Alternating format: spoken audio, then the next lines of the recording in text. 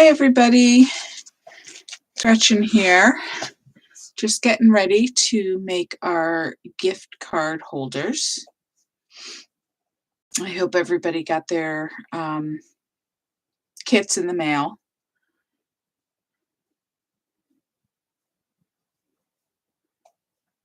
Let me know. Hi, hey Lindsay, hey Judy.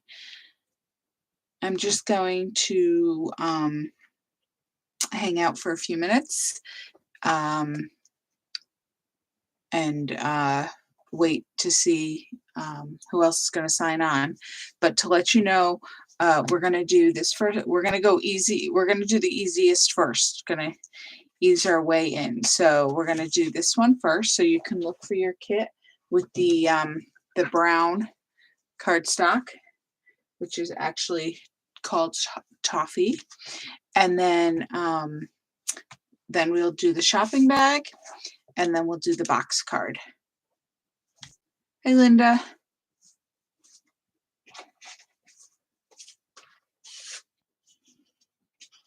And since we're waiting, and I always forget to say it at the end, if you get a chance to hit the thumbs up on the video, I'd appreciate it. It helps with my YouTube ratings. And then I'll also show you one more time, which I've shown this before, but this is the December stamp of the month, if you are at all interested in it. We're almost halfway through December already, so if you've been waiting to pick this up, now is the time. I do not know for sure about any after Christmas sales. We have had Boxing Day sales the last couple of years, I believe, so there might be one, but I don't know for sure. And if we do have one, I have no idea what'll be on it, but stay tuned. Check out the site on the 26th if you're interested in seeing if anything's on sale. And then this is going to be January's stamp of the month. So looking ahead, and in January we will get a new seasonal catalog. So if there's anything in the current seasonal catalog, which has the Christmas supplies, which we're using today, ordering it before the end of the month is you'll need to do that, or before things run out. Some of the product has already run out. A lot of the Cherish supplies ran out. They got a reorder. I don't know what the status is. So if you're interested in any of that, you might want to check it out soon. Yeah, it is cute, Lindsay. I was gonna say I wish it came sooner to work on Christmas cards, but since I haven't actually gotten to my Christmas cards yet, there's still a possibility. Although I'm not sure when that's gonna happen.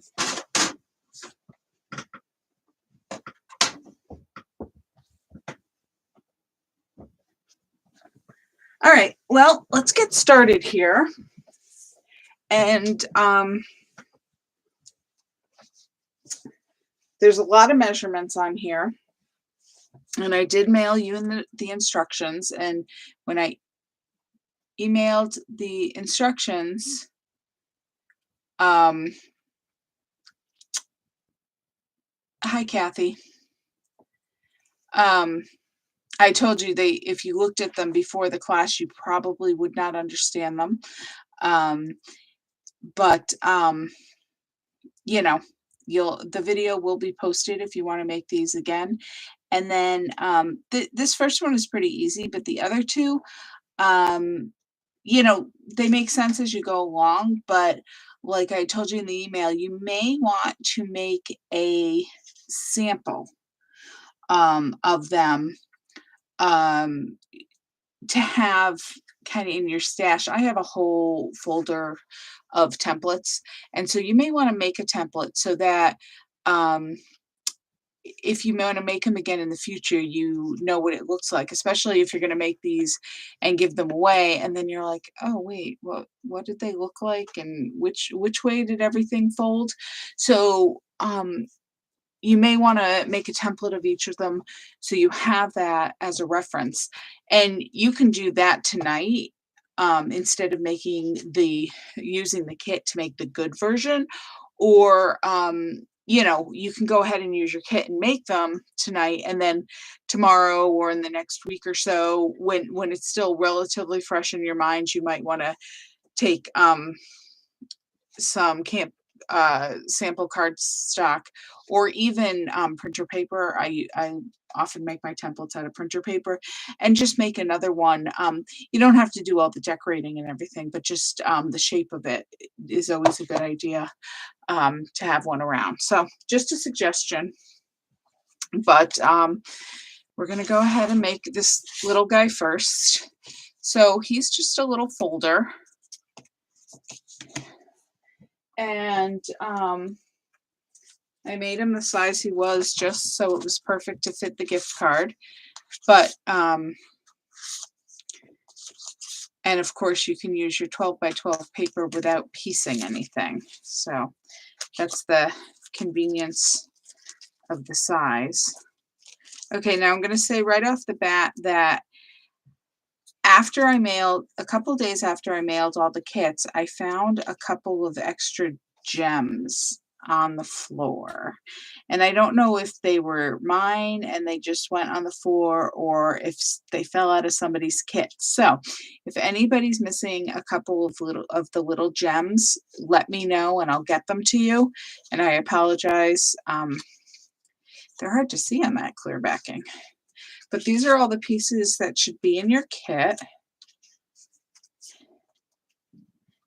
We're going to be using Shimmer Trim, which is, it comes on the roll and it has the adhesive on the back.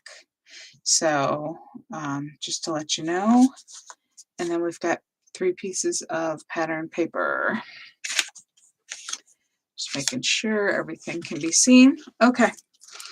So the first thing we're going to do is score our cardstock.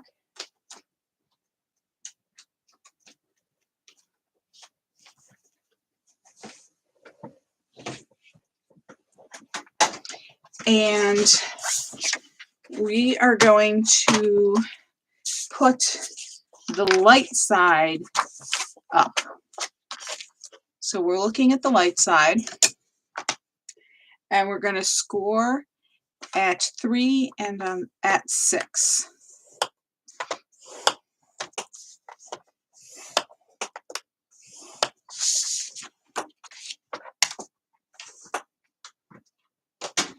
We're then going to take our paper trimmer and we're going to put the third piece, and at this point it doesn't matter. We're going to stick one of the ends into our paper trimmer, and we're going to trim just a sliver off the end. And that's because we're doing that because we're going to fold it in, and we want to make sure it folds in without buckling. So just see, like, not even 1/8 of an inch.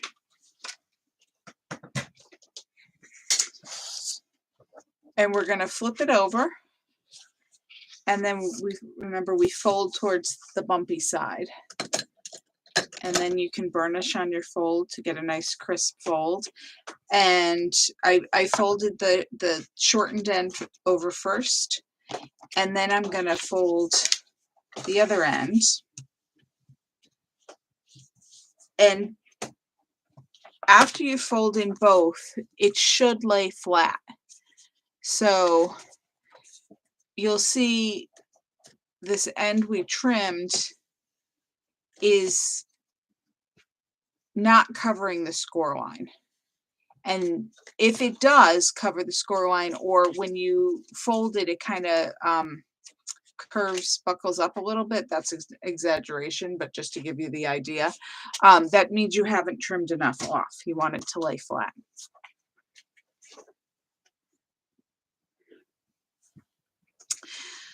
Okay, so then we're going to open it back up and make sure you have that third side to your right.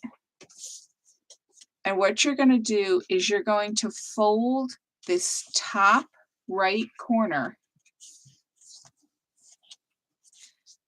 over so that it lines up with the score line. It shouldn't cross over the score line. It should lay right next to it. And when you're sure you have it in place, go ahead and press down on that fold and then burnish it.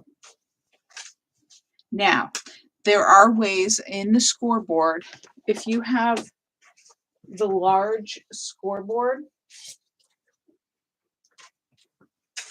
there's this piece in here, and I don't store mine in here because it doesn't stay in there anymore. But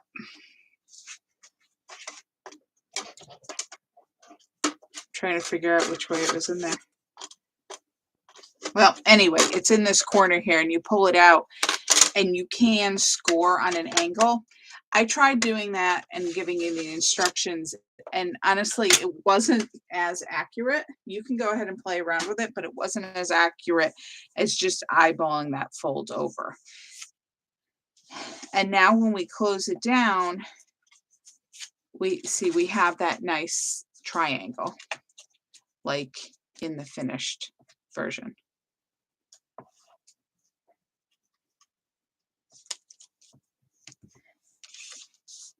Okay, so I'm going to take the sample gift card out so we can see this.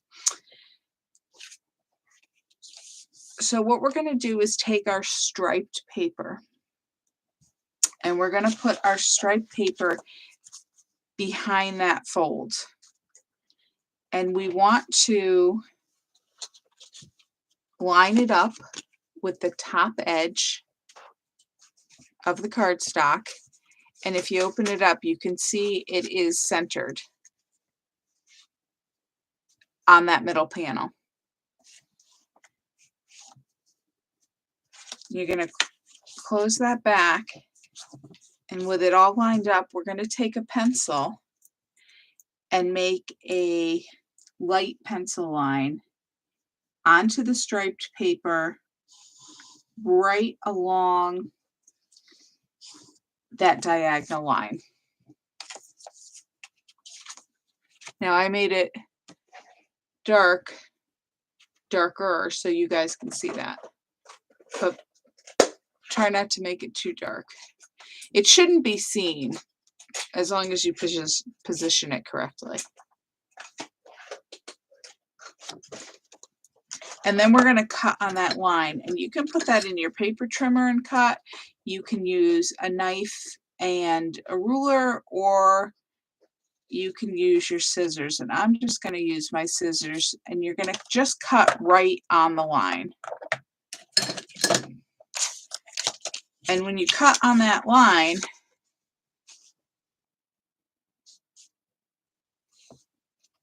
you'll see now that it fits perfectly on top of your pocket. And since my pencil line was dark, I can see a little bit of it, so I'm just going to erase what I can see. And we also have the top portion of it, and if we turn it, because it's a 45-degree angle, we can turn it. So we're going to turn it around, and that's going to get attached behind the pocket. And you only have a little tiny bit of an overhang, but it's enough so that you don't see the edge, and you can use that one piece of paper to cover both sections. So we can go ahead and put these two pieces of paper down now. Now, if you didn't want to use the two sides of the paper, if you wanted to use it all one side, there you could, attach it with the stripe, and you have the stripe and the stripe if you want. But I always like to add in another pattern. So, and when you attach it to your panel, you're going to give yourself a 1/8 inch border at the top and the left.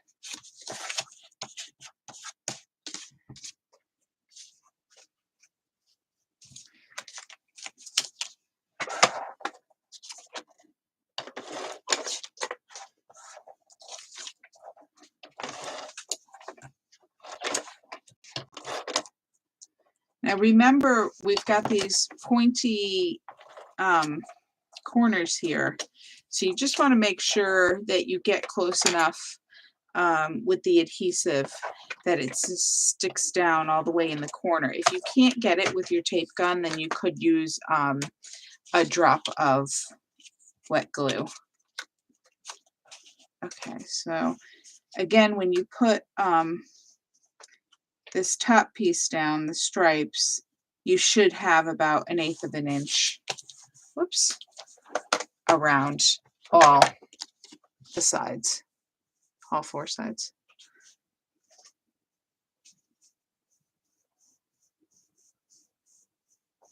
And now we can finish making our pocket. The first thing I'm going to do is I'm just going to put some adhesive. I'm going to lift up that corner we folded over, and I just put some adhesive on the inside of the pocket. I'm going to go ahead and put it on all 3 sides of that triangle. See it there? There you go. See it because it's shiny. And then I'm going to fold it down, and I'm going to burnish it so it sticks well.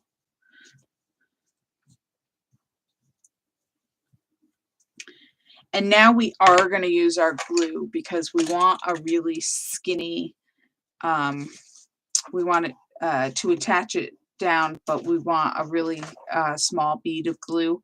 I suppose if you have 1/8 inch tape, you can use that as well, but the glue is a little more secure for a pocket like this. And we really only need to put it on the 2 sides because we want the top to be open and the left side is got the fold. So we only have to put a small bead. Make sure there's no glue on your nozzle. Along the bottom and this short left side here. And you want to put it close to the edge, and like I said, just a small amount because we don't want it oozing when you fold it over. You don't want it oozing out. You don't want it oozing up either because that eliminates the pocket, how much pocket room you have. And then you can just fold it over and press it down a bit. Burnish it down with a bone folder or your fingers. Make sure it sticks. If you're afraid you put a little too much, I mean, the first thing is you can wipe it off and try again, or you can go ahead and attach it and then put a gift card in. And if you don't have a gift card, you can always cut a piece of cardstock to the side and you can put it in and kind of shove it in and make sure that glue doesn't stick. But don't leave this in here to dry because if the glue gets on it, it'll stick to it and you'll never get it out. But you could push it, put it in there and push it down a little and make sure the glue isn't too high and your gift card is sticking out. That was an exaggeration, obviously. And that's all you have to do to get your pocket. Now we'll decorate the inside. And this was a stamp set. It's got a whole bunch of nice greetings for Christmas. Running out of places where you can see. So it's called Picture This Christmas, and it's got a lot of nice greetings in it. I've used these for all of the holders. So if you're interested in that, I'm going to close up my glue so it doesn't dry out while we're working.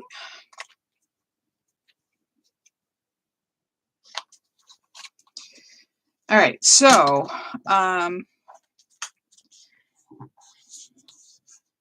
We're gonna just, no, actually we're gonna put the, well, let me check. Let me check what I did.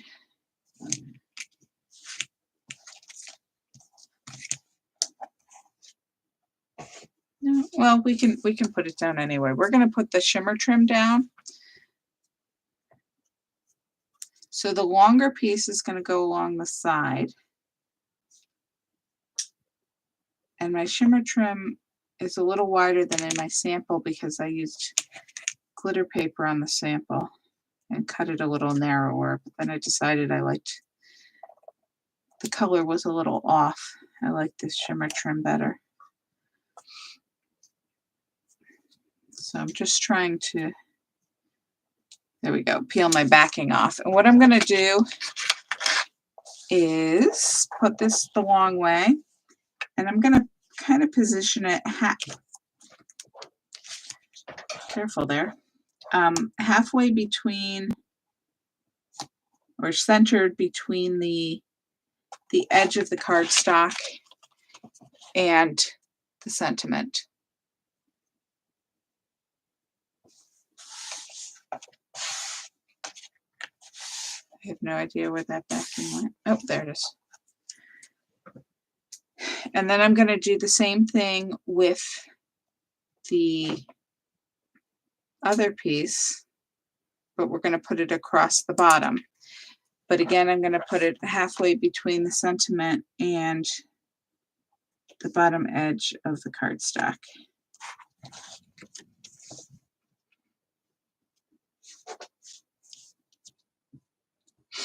And then we're going to put this little snowflake on afterwards because it's dimensional, and I want you to be able to burnish down your, oh,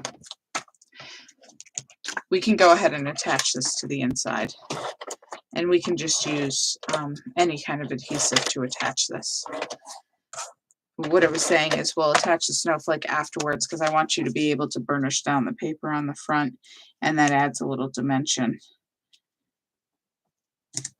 Okay, so you're just going to center it on the panel, and you're going to have about an 1/8 inch border all the way around.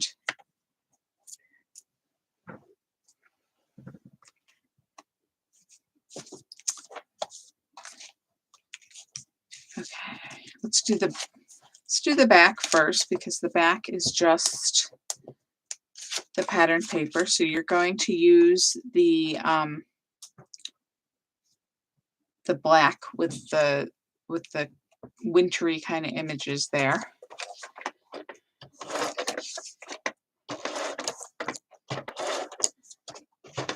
You're going to just put it on the back panel, centered, with an 1/8 inch border all the way around.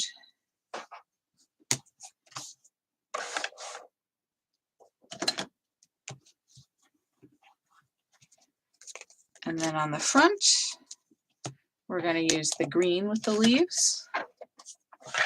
This is the paper collection is called Christmas Story.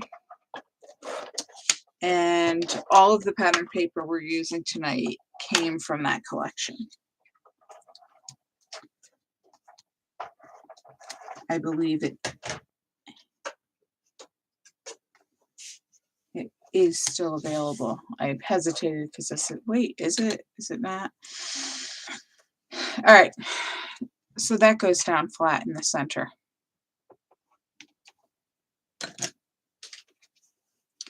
The next thing we're going to add is this snowflake. And this, as I warned you ahead of time, was from the November stamp of the month.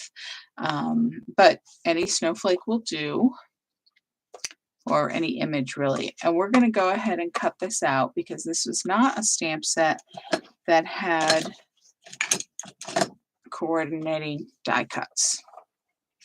So you can see when I cut it out that I left a small white border around the edges.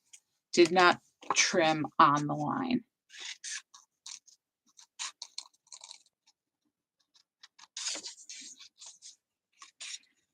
So when I trim something like this, I tend to trim the right sides first And then I'm going to go back and trim the left. Now, of course, you can certainly go in this way to have an easier time actually seeing the edge.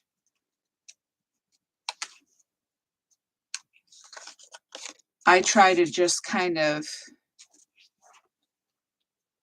visualize where it is and then go ahead and trim, because I have a easier time cutting from the outside in instead of trying to stick my finger, my scissors this way and trim out. But you can certainly cut whichever way is easiest for you. And when I cut each of these pieces, you can see I'm cutting all these little pieces off because I find it easier to just get rid of the excess, and then it's not in your way when you are trimming.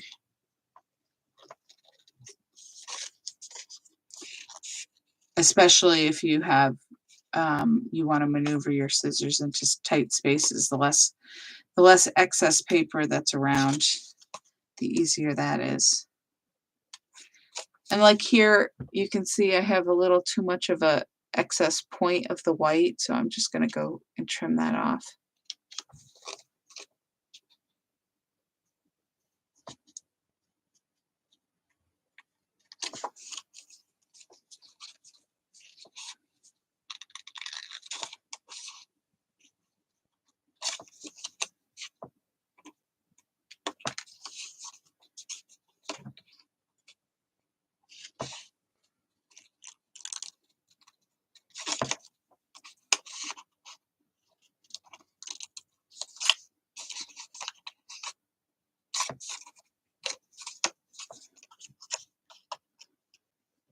Sometimes it's hard. You don't cut all the way down into that point. I'm just going to trim off this corner this way so I have less, and this one here so I have less distance till I get to my snowflake. These, obviously they were intended to be snowflakes for the holiday season, but if you colored them, put them with different colors, they don't necessarily have to be a snowflake.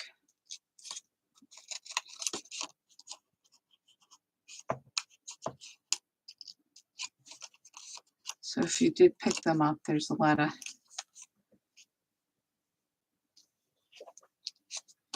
other uses for them.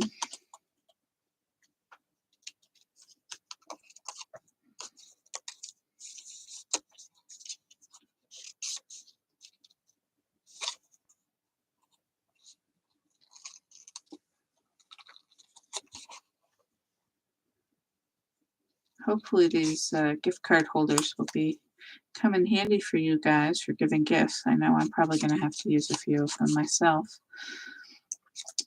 because I have lots of shopping still left to do. Can't believe it's less than 2 weeks till Christmas.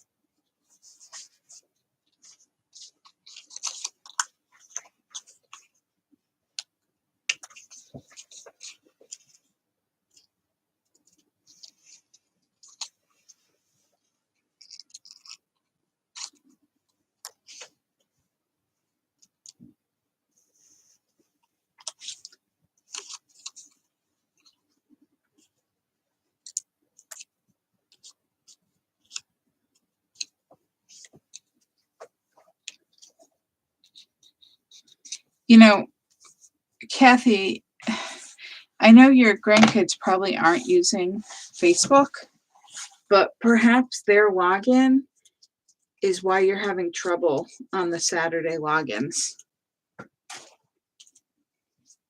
Maybe Bobby can show you how to log them out and log yourself back in and see if that helps at all. Okay, Now we're going to need our foam tape. Because we're going to attach this to the front cover with the foam tape.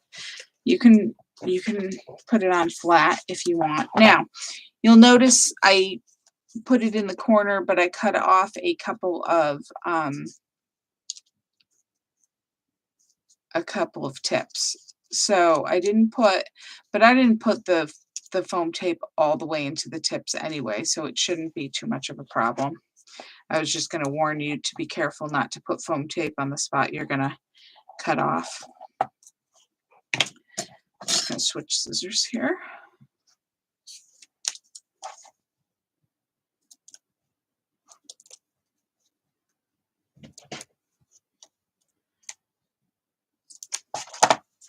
I am going to put one small piece on each of the bigger petals, but I'm just not going all the way to the tip.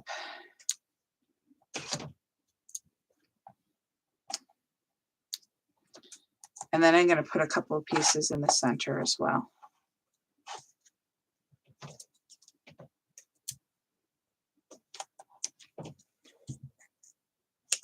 A little bigger pieces. Okay, and then I am going to put it in my corner in a position that I like.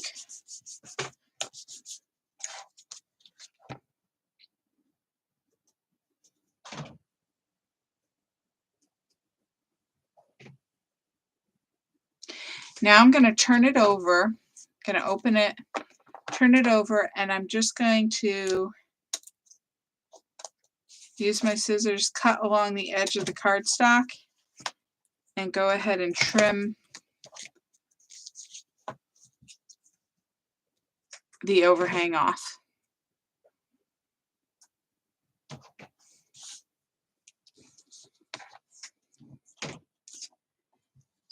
Now we're going to put our little decorative piece here.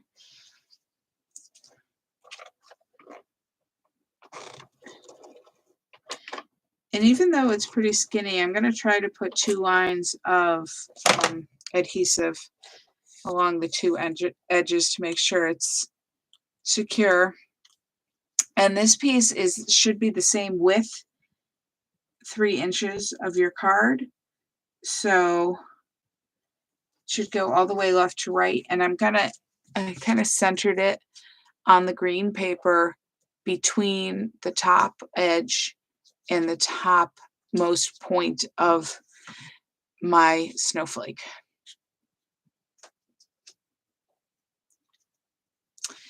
And then I'm going to finish the inside, and then I'm going to come back and put the gems on.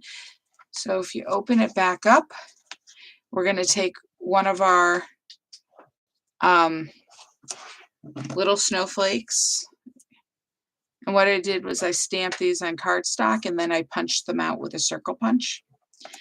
And I'm just going to put a piece of foam tape on the back of that circle. I'm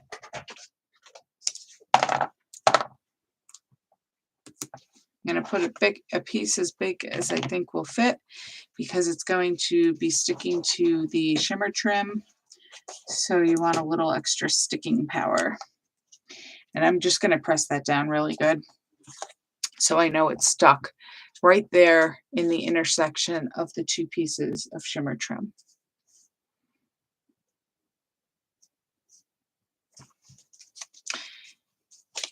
And then back on the front, we're going to add 3 small glitter gems. These are the silver glitter gems.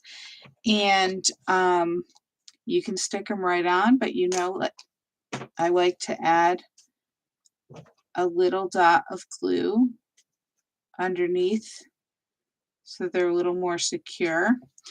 And where I added those dots of glue and I'm sticking my gems down is the very center of the snowflake.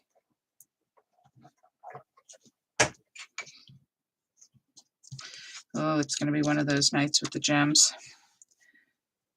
Okay, so the very center of the snowflake, there's a little flower there. And then on either side of this string of diamonds, halfway between the stamping and the edge of the cardstock.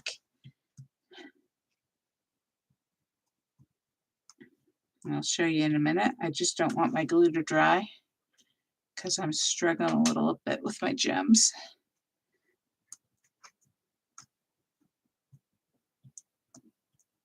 It would probably help if I replaced this blade in my knife, because I noticed I have quite a bunch of glue buildup from all the times I've used it to stick gems down. So see, we're halfway between the edge of the stamping and the edge of the paper. So we're on either side, and then the one in the center. These are the small size. If your gems are not in the envelope for, I can't remember now, I'm sorry, but all your gems are in one of your envelopes. So if they're not in the envelope for this project, for this card, you'll find them in another one. Don't worry. So you can go searching now, or you can add them after the fact. And I'm just going to give you a minute if you need an extra minute to catch up. I'm going to try to clean off all my little bits here.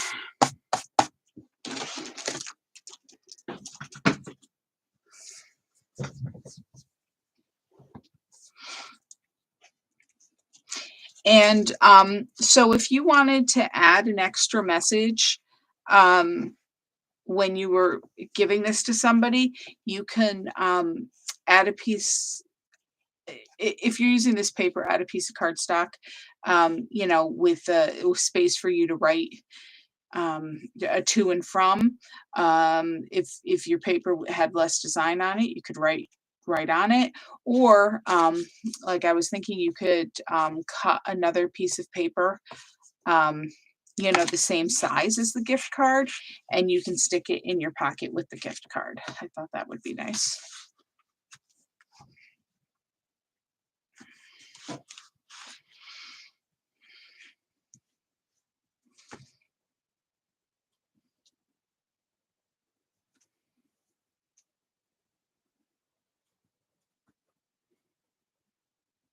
You could also add another gem on the snowflake on the inside, but that's going to add some even more bulk, and it's not going to close flat. So that's up to you. You do not have enough gems in your pack to do that, but if you were making more on your own and you wanted to do that, that's just an idea for you.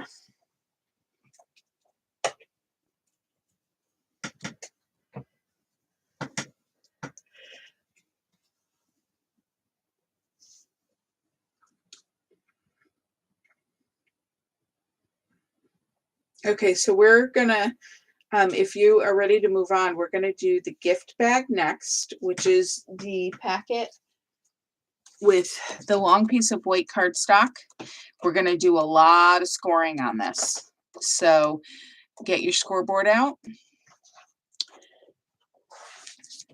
I'm just giving you another second if you need some time to catch up.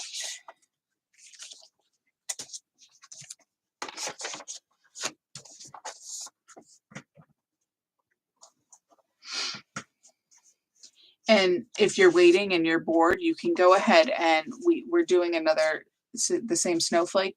This one is stamped in sage instead of pine. You can go ahead and cut that out if you're waiting.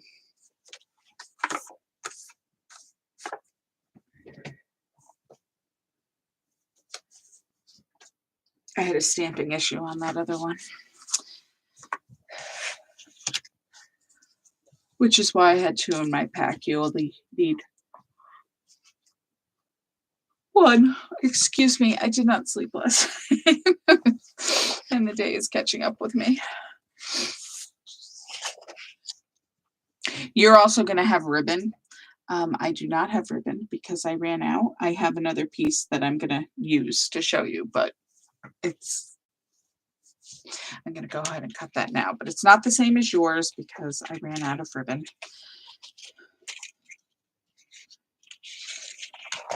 I said, oh, I have plenty to do this workshop, but guess what? I didn't.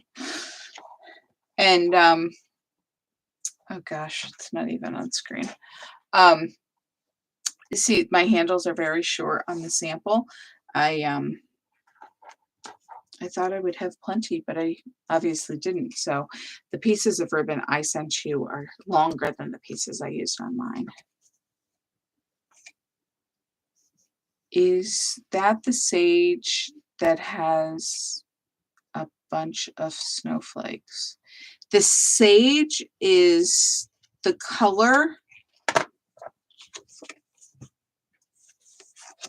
that I stamped this snowflake.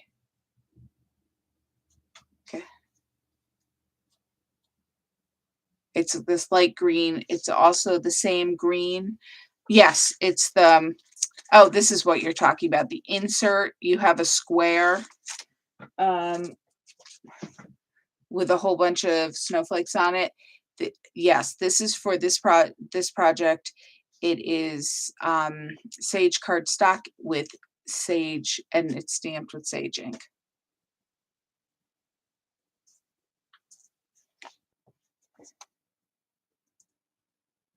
You were missing the snowflake?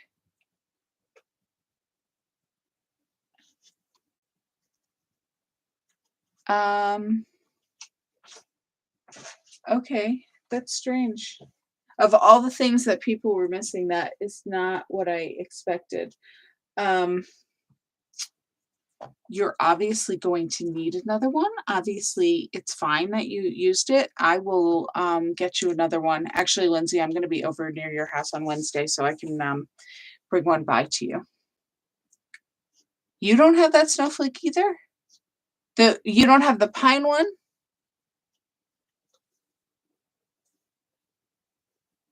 I am sorry, guys. I guess I missed everybody's pine snowflake.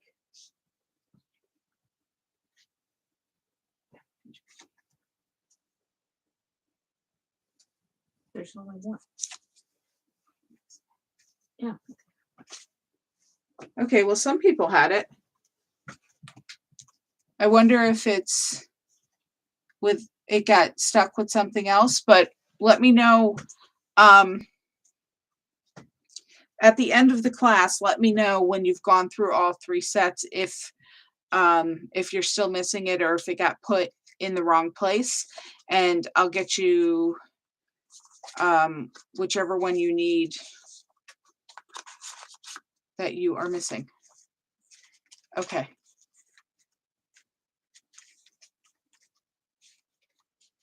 Okay, well, Linda and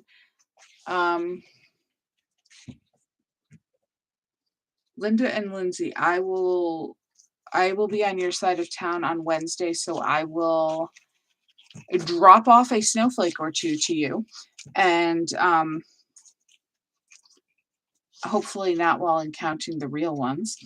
And Kathy, I guess I will have to mail one to you. I'm really sorry about that. You know, it's funny, when I finally packed those things up, I had such a fear that I was forgetting something, and I guess I was right.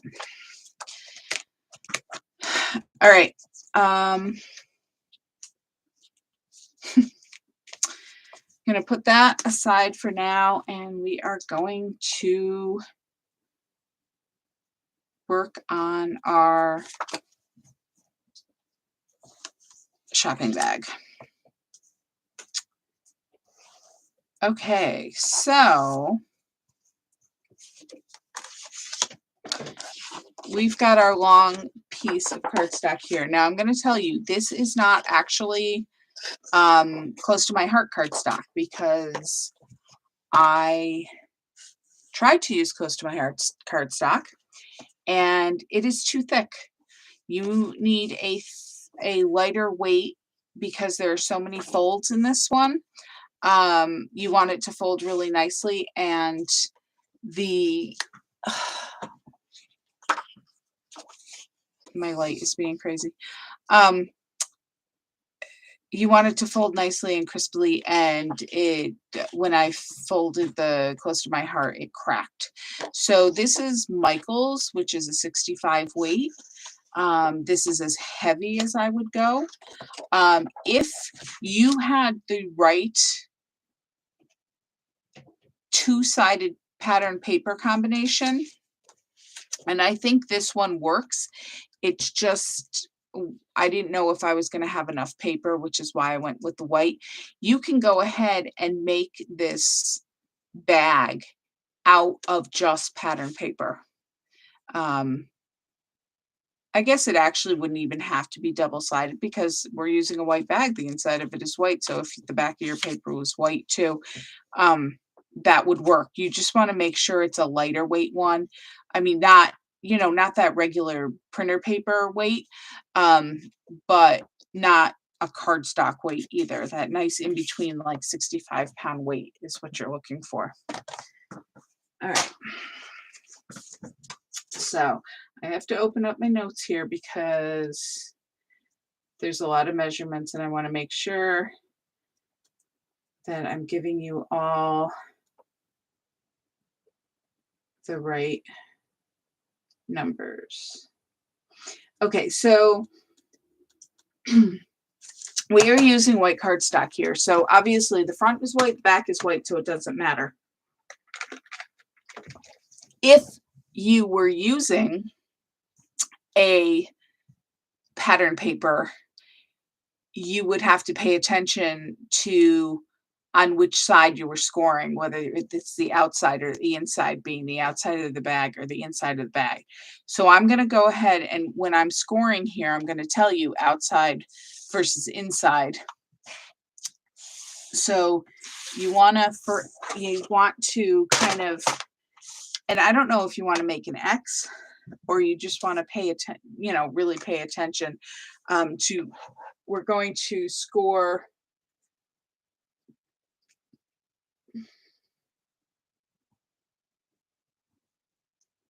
the outside first. So I'm going to tell you outside versus inside.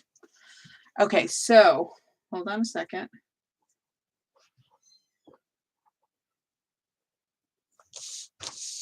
We're going to put the short end in our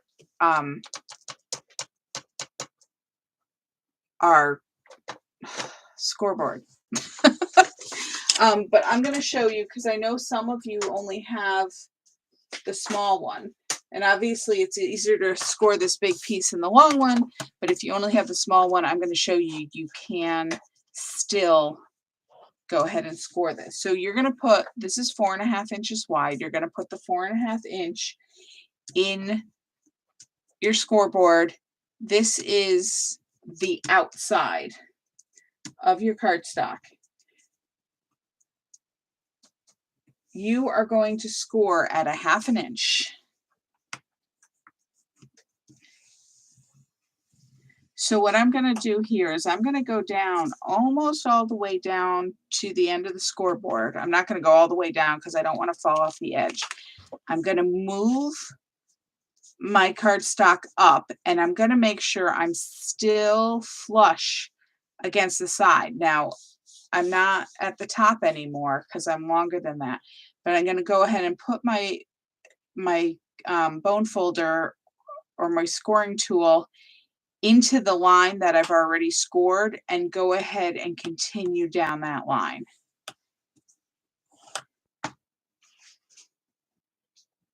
So that's 1/2 inch. And now we're also going to score at 3.5 inches.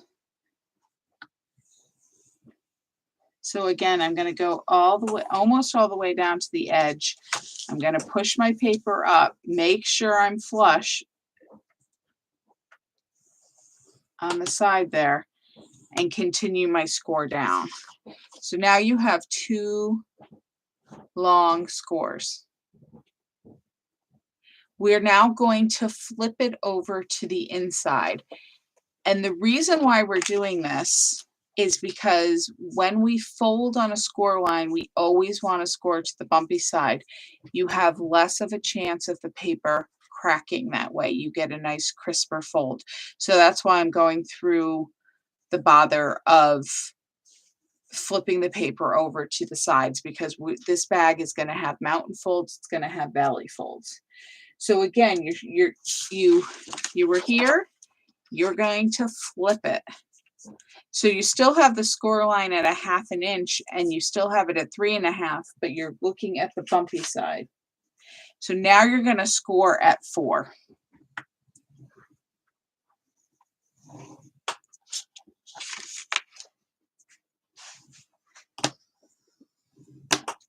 So now you have 3 score lines. Turn it this way so you can see. Okay, we're going to turn it back over to the outside. So this is the side that has 2 indents and 1 bumpy side. We're now going to score on the 11-inch side. And again, this is going to be on the smaller board. We're going to have to make some adjustments, but we're going to score at 2.5.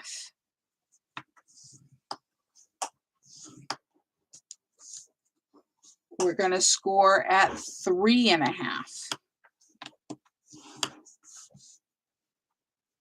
That's 2.5 and 3.5.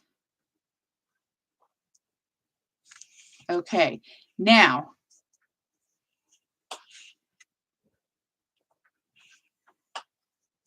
sorry, I got to do some quick math here for people who have the short ones. If you have your long scoreboard, leave your paper in it, and you're going to score at 7 3/4 and 8 3/4. If you have a short one like I do, you're going to flip it around.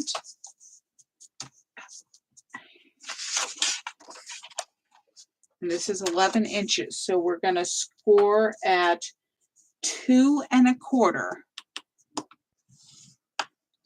Now, when I said, I shouldn't have said flip. I should have said rotated around 180 degrees, because we're on the same side as we started. 2 1/4 and 3 1/4. Whoops. So that was, if you have the long board, that was 2.5, 3.5, 7 3/4, 8 3/4. If you had to rotate around to use a small one, your second 2 score lines were 2 1/4 and 3 1/4. Did everybody get that?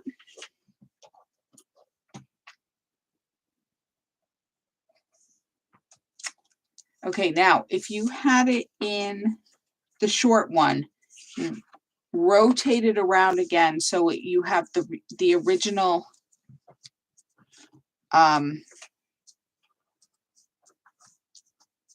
your score lines are at 2.5 and 3.5. You're now going to flip it. So the edge that was at the bottom is now at the top. You're upside down. So those 4 score lines you just made, we're now looking at the bumpy side. And you're going to score at 3. So you're halfway between those first 2. And if you have the long board, it's 8 1/4. So again, it's going to be right in the middle of the second set of score lines. If you have the small board and you have to turn it around 180 degrees, you're now scoring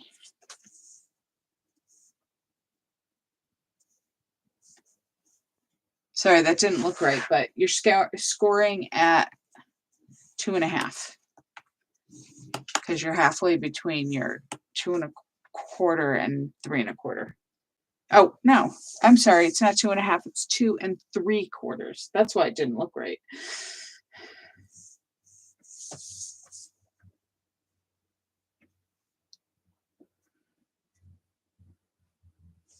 Okay, I know that was a lot to follow, but it's all in your cutting guide. And of course, this video is going to be posted so that you can watch it over and over again. All right, so that should be all the scoring we need to do on this guy. Now we have to fold, and remember, we're going to fold towards the bumpy side. So we're going to fold on our long edges first. So the first one we're going to fold is that top 1/2 inch. It has the single fold at the top. I'm going to go ahead and fold it down and burnish.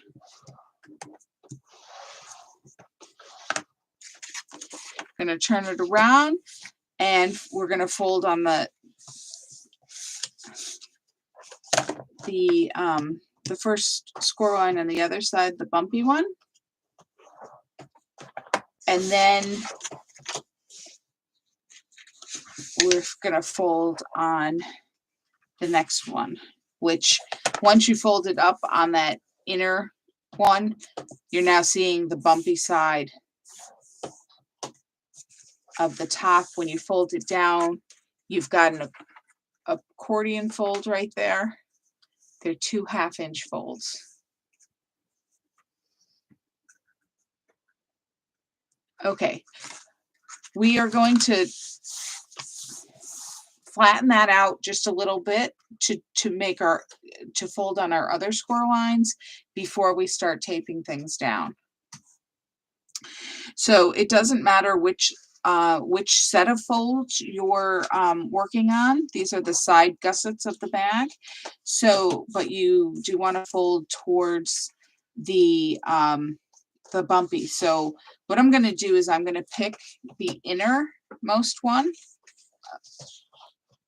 of the set of 3 and then fold on the bumpy towards the inside of the bag. I'm now on the opposite side of my cardstock, so I'm seeing the bumpy line. I'm folding back towards me on that bumpy line. And now I'm looking at the inside of the bag again with another bumpy line. And I'm folding back towards that bumpy line. And now you have an accordion. And that should be familiar to you from any of this kinds of shopping bags in real life, the bigger versions. So we're going to do the same thing on the other set of 3, and you can fold that out of your way if you need to. Again, I'm going to pick the one farthest from the edge, the third one. I'm folding towards the center on the bumpy line. I'm folding back, and then I'm folding back the other way.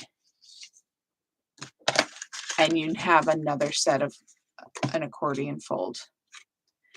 And if you bring it together as the bag, your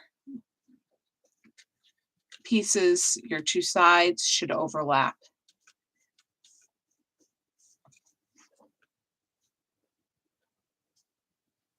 Okay, so the first thing we're going to do is tape down this top edge. Now this top edge is the one single 1/2 inch fold.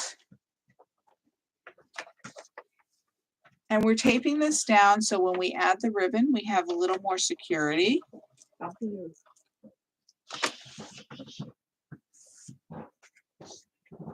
You're going to put the tape, you're on the inside of the bag. So if you look at your pleated folds here, you've got a mountain fold. It's the inside because you're going to tape it down. So you're putting the adhesive on the inside of the fold. It was the bumpy fold, but it doesn't look bumpy anymore, or the bumpy side of the score line.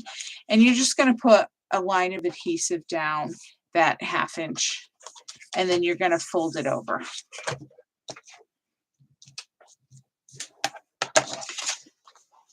Now it means that your You just have to reinforce those folds on your side gussets here.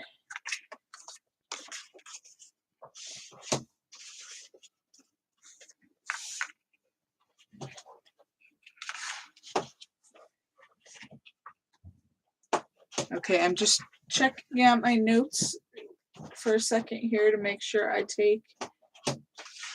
give you the right directions. So this is what I meant about, you know, making a sample, because you're like, wait a minute. I have several samples here, but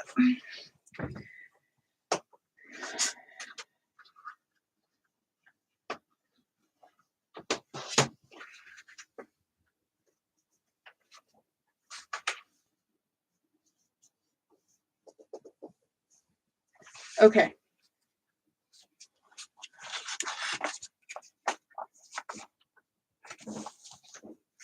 You are going to, on the bottom here, so we just folded the top of the bag.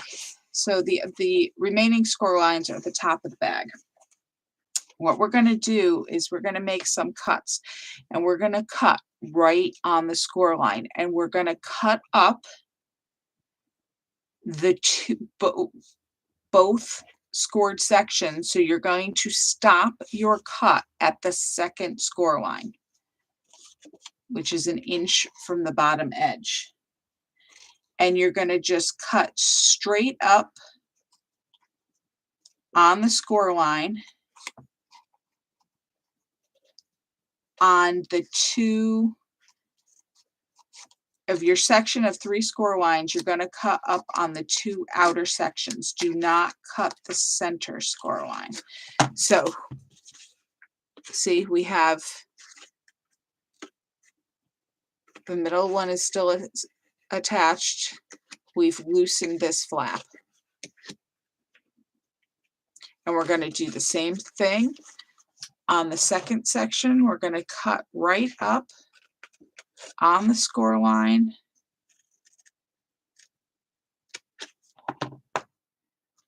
And you've got a flap.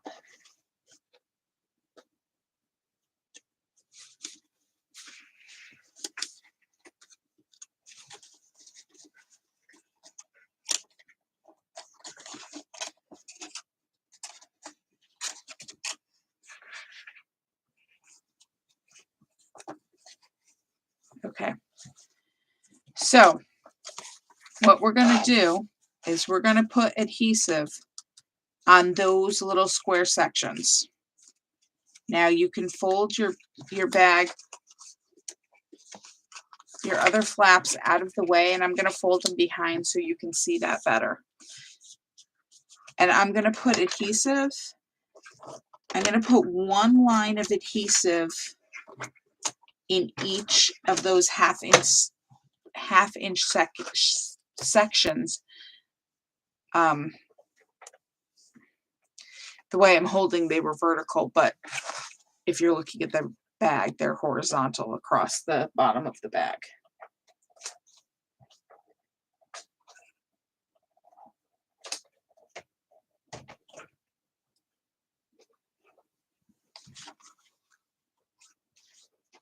Okay, now before we attach them, we're going to bring our scored sections back to the front so we can see them. And we're going to do the same thing with the adhesive, adding a line of adhesive to each scored section of the 2 outside sections. You do not want any adhesive on this larger inside section yet. You want it on the 2 outside sections.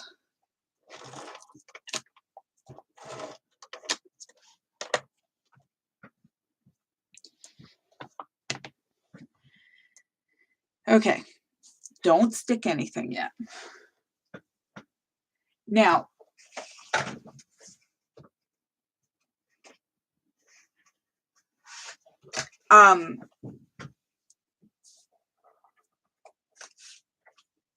Don't stick anything down yet. You can go ahead and stick it down, but then it's a little trickier to add the next bit of adhesive.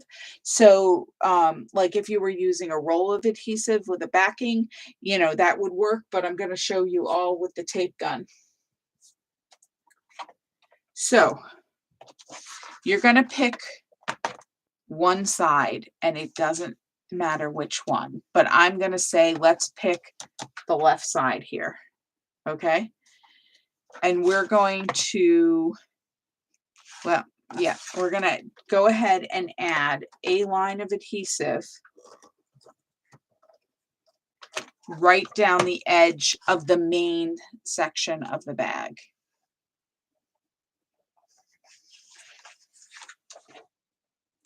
Oh no, Lindsay. It actually doesn't.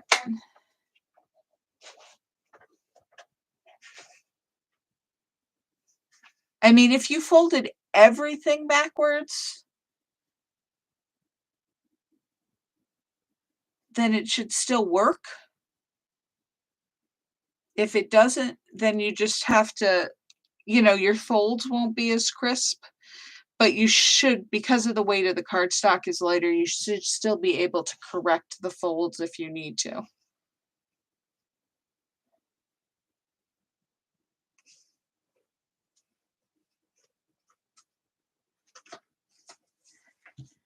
All right, so we put that line of adhesive on the left side. We're still on the outside of the bag.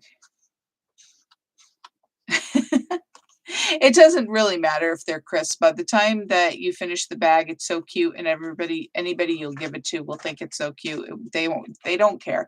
And really, honestly, when's the last time you got a shopping bag with crisp folds, right? They're always a little mangled. All right, so you're going to carefully turn this guy upside down, so we're now on the inside. Now all your adhesive is on the other side, so don't press it into your work surface. It's all folded, so it's not going to be inclined to stick, but you're just going to make one more line of adhesive on the other side.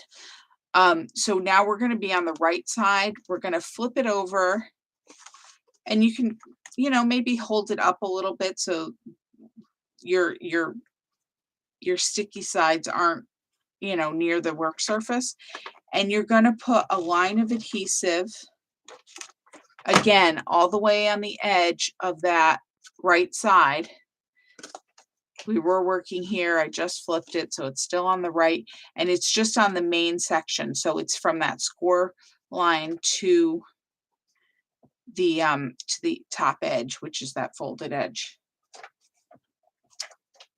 Okay, so now we can start sticking everything down. So the first thing we're going to do is bring one of the edges over, and it doesn't matter which one, and you're going to stick the longer edge on top of that square and stick it down. And your score lines will line up.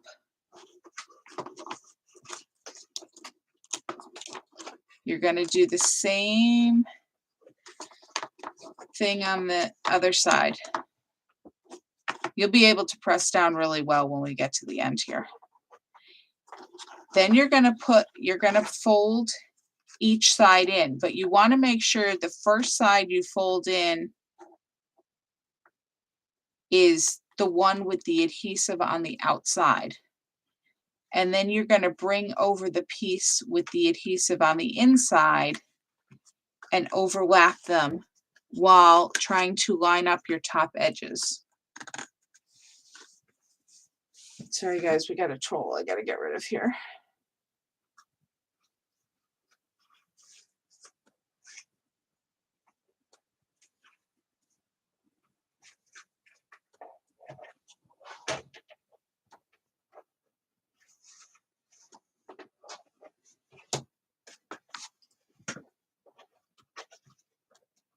And of course they left 3 messages.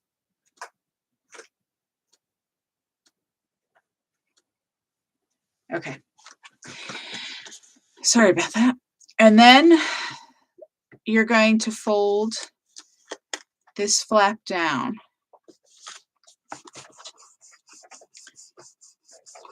And now you have your shopping bag. And you see you've got this center fold line along all three sides here.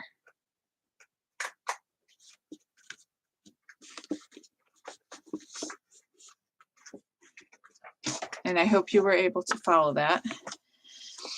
Okay, so the next thing we want to do is we want it to be able to fold flat, although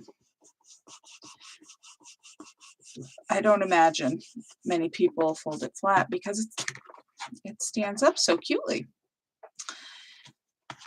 So I'm just putting my finger in the bag and then trying to burnish down because I wanted to make sure it sticks well while we do this next step. And then once it's all folded down, you can burnish the heck out of it.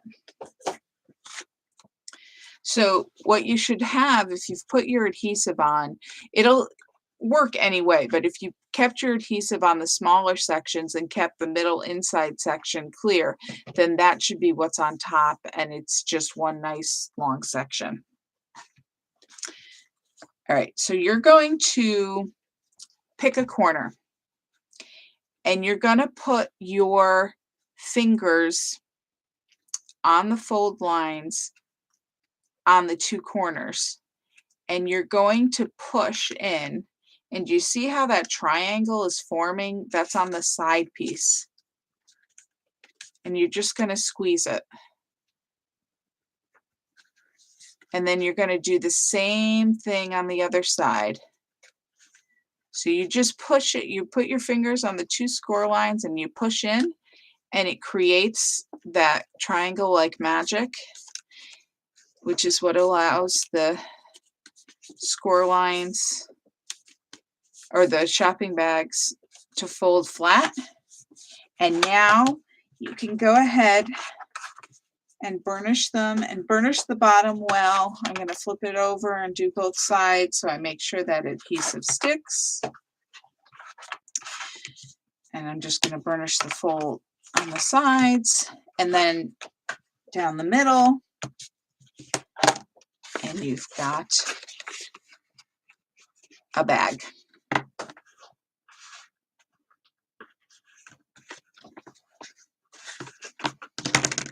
Easy if your folds work for you. But I understand how it can be a challenge. Okay, so the next thing we're going to do is put our pattern paper on it. You should have your two pieces. And I put the same on the two sides. And I cut your shimmer trim a little longer, so we're going to attach it to the paper before we attach the paper to the bag. And you're going to put it about 1/2 inch up from the bottom of one of the pieces of paper and trim off the excess.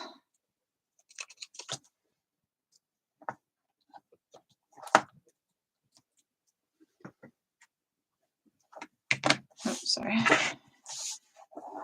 And we're just going to put adhesive on the back. Now I consider the front of the bag the one that doesn't have the fold, but once you put the paper on it, it doesn't really matter. Now, if you were to make it out of the pattern paper, you definitely would you would see that seam, so you'd want to put that in the back. Now, my paper is a little shorter than yours because I did the thing like, oh, I remember the measurement, and I didn't really remember the measurement. So you guys should all have pieces that are the right size, but I was running out of paper, so I kept mine the wrong size, and I'm just going to trim it so I have an equal border all the way around. I forgot that I did that till I picked it up. So when you put yours down, yours should look like this, where you have a 1/4 or an 1/8 inch around all four sides. I'm going to have a 1/4 inch around because I goofed. But Now I guess you can see what it looks like if you had a larger border, which of course is a perfectly acceptable design element. Trim my other side piece before I put the adhesive on, because you know that's actually easier. And I'm not gonna decorate the back of the bag. You could if you want, but I'm just gonna put my decorative paper on the back.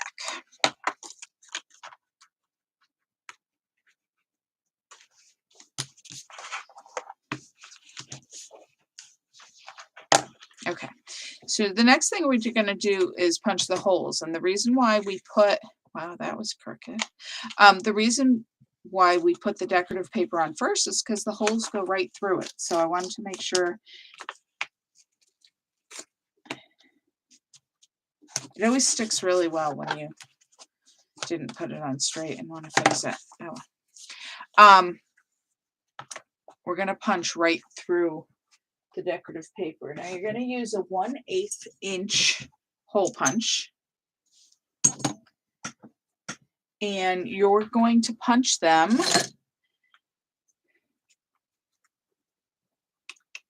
1 1/4 inch from the end. But I'm going to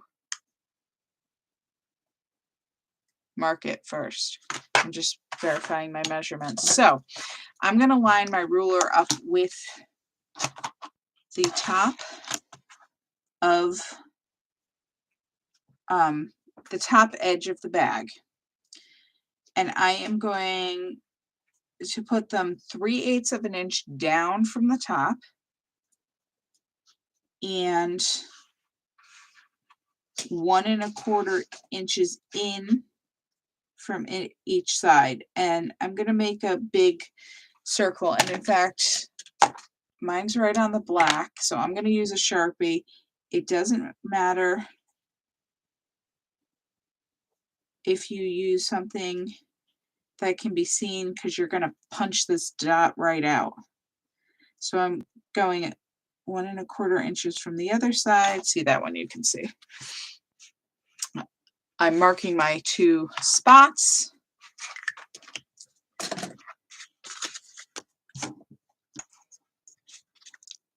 I'm looking, I don't know if you can see that, but I can see my dot right through the hole in my hole punch. And you're going through a couple of layers here, so you might have to give it a little bit of muscle. And I'm only punching one side of the bag to start, because I tried and I couldn't get through both bags at once, or both sides at once. So after I punch those 2 holes on the one side, I'm going to hold my bag closed. I'm going to stick my hole punch. I'm actually turning it the other way, because I'm going to stick my hole punch in that hole, and it fits right in there.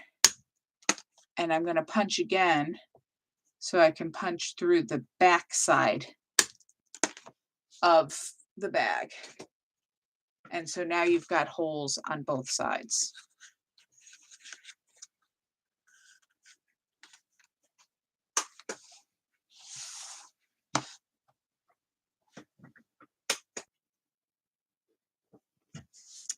And now we can put our ribbon in. Now, hopefully, and I know everybody got one of these because I was very careful about putting them in your envelopes. This is called a floss threader. If you have never seen one before, I need a piece of white paper so you can actually see it. Oops. It's this blue little thing. It's sold in the dental section of a store. And these are made by Gum, G-U-M. You get a whole package of these. I only have 2 left because I gave them all to you guys, but I looked and they do still sell them. So they're called floss threaders. And I honestly don't know how to use them. They're for your teeth, but I don't know how to use them on your teeth, but I do know how to use them to um, thread ribbon, which is the only thing I ever used them for. So when you've got a floppy ribbon, which you have, it can be hard to get it through a hole. So what you do is you put your ribbon, one end of your ribbon, through the loop of your floss threader, and we're going to go front to back, and you stick the single end of the floss threader through your hole. Whoops. And you pull, making it look easy, right? It's easier if you're closer to the end of the ribbon, not in the middle. And you pull your ribbon through. And now what you're going to do, pull as much as you need. You're going to tie a knot in the end of your ribbon. And I'm actually going to tie a double knot because I don't want it going through. And now my tail is a little long, so I'm just going to trim it. And I'm going to trim it on an angle because it always looks prettier on an angle. And now I'm going to pull it until that knot hits the hole. And you shouldn't with this ribbon, but if you had skinnier ribbon, if that knot comes through, obviously you're going to have to start again and make a bigger knot. So we're going to do the other side. So I'm threading my ribbon through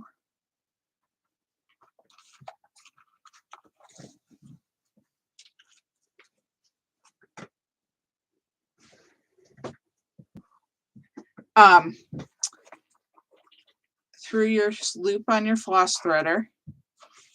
You're going to go through your hole and you're going to pull your ribbon through the hole. Now, the wider your ribbon, the stiffer the ribbon, the harder it is to pull through that hole. This way, your ribbon should not cause any problems. So now I'm going to tie a knot.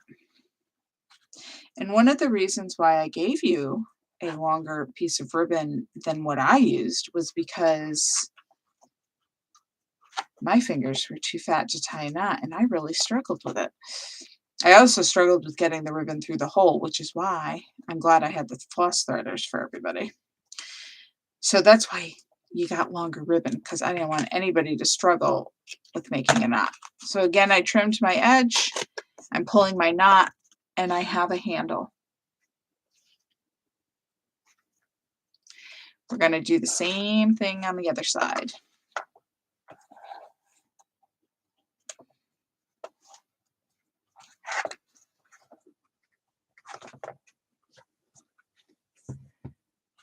Put my ribbon through the loop, put the end of my floss threader through the hole, pull my, whoops, I'm going the wrong way. I went from the inside out, but that's okay because I can just pull it through and the other end is going to be the inside. We're going to tie a knot. Now, I am going to warn you that your handles might not be exactly the same size, but because it depends on where you form your knot on your ribbon. But for the most part, because we use our finger to wrap, the ribbon around to form a knot, usually it's pretty similar on every piece you do. So they're going to be close. And since nobody actually has to carry this shopping bag over a shoulder or anything, it's going to work. All right, so we're going from the for the outside in. Do it right this time. There we go.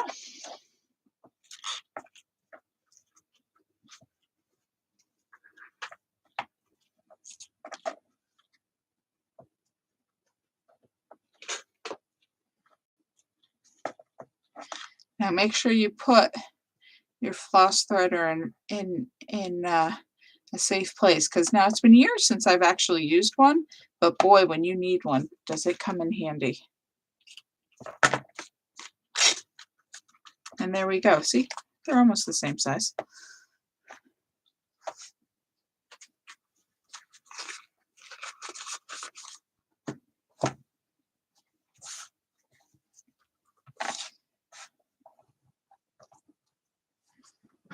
I am going to put my back in my thing. I'm going to make sure next time I go to a store that has them that I buy another package. Okay. So now we're gonna make the insert for the bag, this little green piece that looks like tissue paper. And this is what I actually put my gift card in. So it's a great place, like you could write your message in there, or again, you can cut another card the same size as your gift card to put inside to add a message. But this whole thing will slip inside your bag, and actually you don't have to unfold it to get the gift card out. Okay, so the first thing we're going to do is we're going to fold this in half on the diagonal. And like I said, your scoreboard will actually let you do that if you want to score first. But I found it a lot easier to just eyeball it. So you're going to take, it doesn't matter which corners, but you're going to take two opposite corners. You're going to line them up, and you're going to press down to fold on the diagonal. And you're going to burnish that fold. Now we are going to use our scoreboard to score the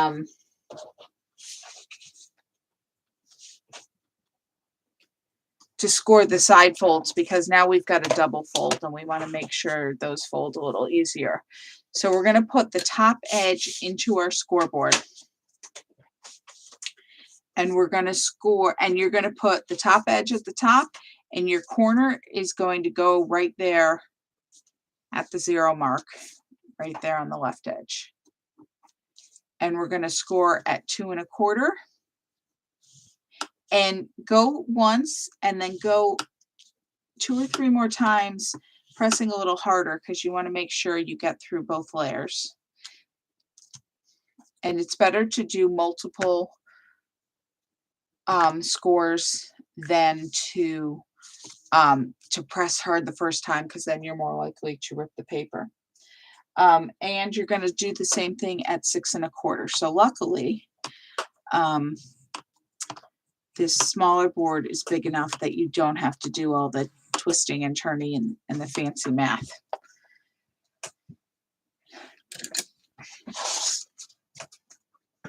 So you're going to go ahead and score back, score towards the bumpy side on each of those scores.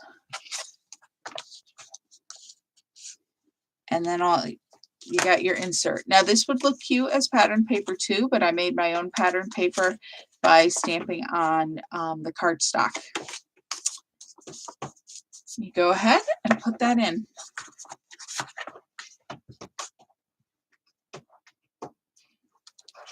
Now, if you wanted to get really fancy and have multiple colors, you could put a couple of them in. That would look cute too.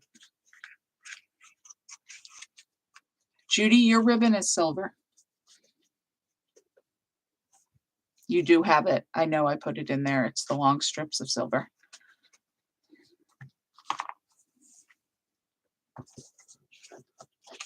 Okay.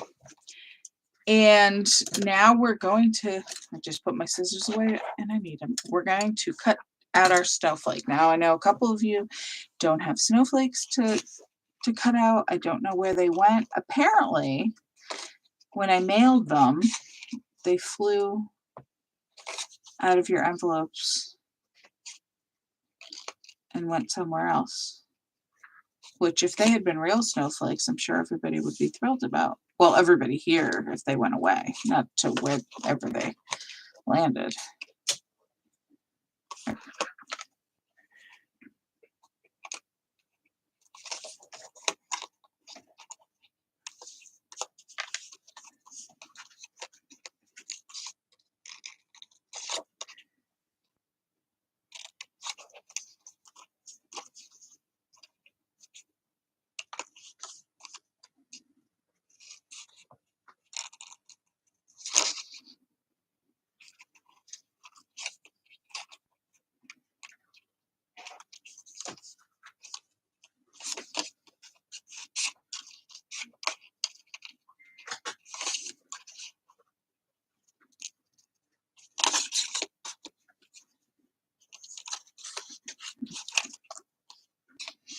Whenever you have a hard time cutting, just cut away the bigger excess pieces, background pieces, like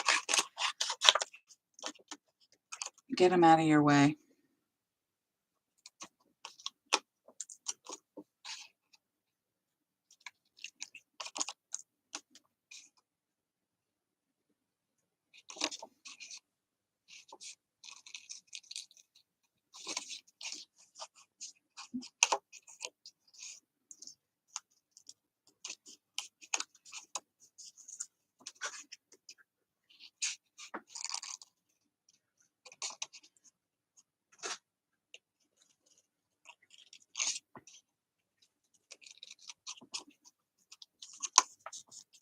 Can't wait to make some more of these bags in different themes. If I do, I'll mail you some pictures, and I do want to try just making them out of the patterned paper. I just don't have time this month.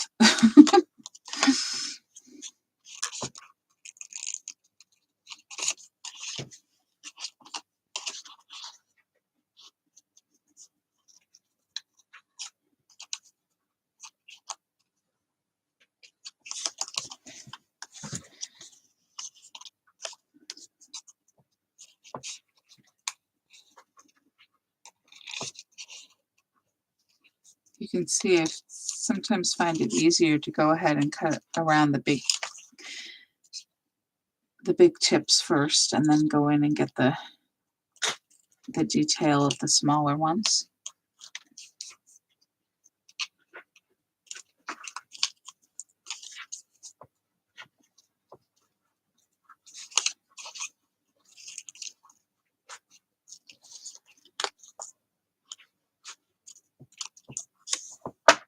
And there we go. And we're going to attach this with foam tape, just like the other one.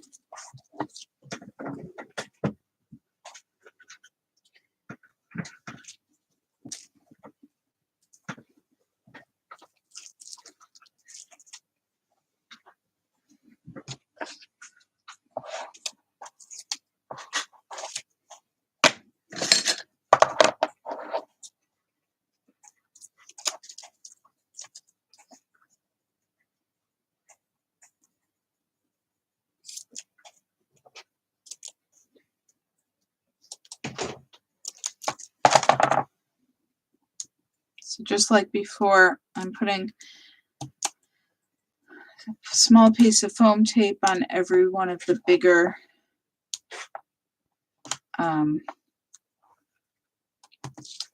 points, but not all the way up to the point. I mean, you could if you cut them skinny enough, but in this case, it's going to attach just fine without doing that. And I'm going to put some bigger pieces on the inside.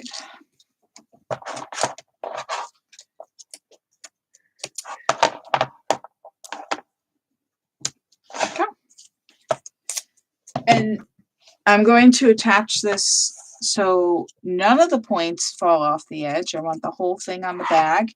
And I do have to avoid the hole here for the curtain. So when you put it on, make sure you turn it so that it doesn't overlap that hole, or the ribbon will rub against the edge of the snowflake and cause problems. So you have room there, right there, to kind of wedge it in there between two of the points and still have all of the points on the bag.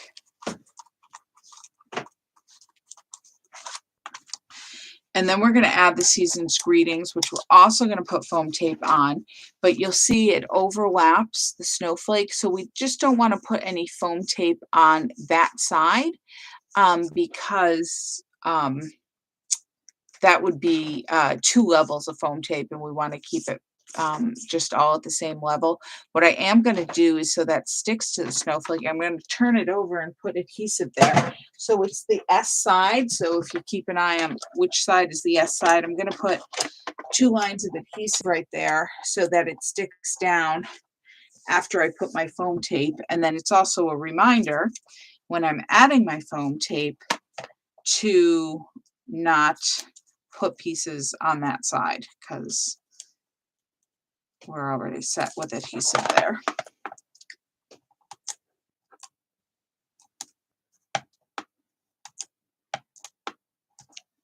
So I did that. And then I'm going to attach it, and I'm going to pretty much line up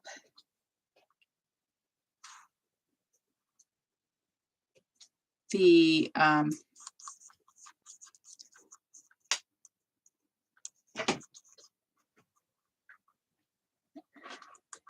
right, got it down in the perfect spot, and it didn't stick. I want the bottom of the Season's Greeting to be at the top of the shimmer trim or just below the top. I don't want to cover too much of it up, is what I'm trying to do. But it also depends on where you put your foam tape and the points of the snowflake to position it where it works for you.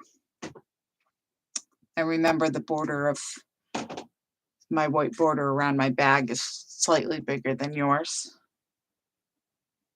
And then all we have to do is put our gem on. And these, again, are the same silver gems that we used before. This is the bigger size. But what I did was go ahead and color it. And I colored yours because I didn't know if you had a marker to do it.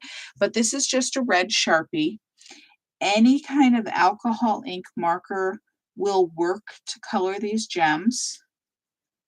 And you just go ahead and color over them. And if you can see, I'm kind of, I was rubbing my the tip of my marker around the outside to make sure I got good coverage there, which means you're drawing on the acetate that it's sitting on, but that's fine. And then you need to let it dry for a minute or two. Now yours were colored a while ago, so yours are perfectly dry. I'm going to carefully try to put mine on without touching it. Yeah, sure. All right, I'm going to let mine dry for a minute. Problem is, if you put your finger in it before it dries, the color will rub off on your finger. So my adhesive is not coming off of my carrier sheet. And we know what to do when that happens, right? And I'm going to show you on a different one that I didn't just color. Put your finger down on the top of it. You rub with your thumb underneath. Make sure that adhesive sticks to the gem and not to the acetate. I'm turning mine over and using my work surface to kind of press into it because I don't want to put my finger on that ink.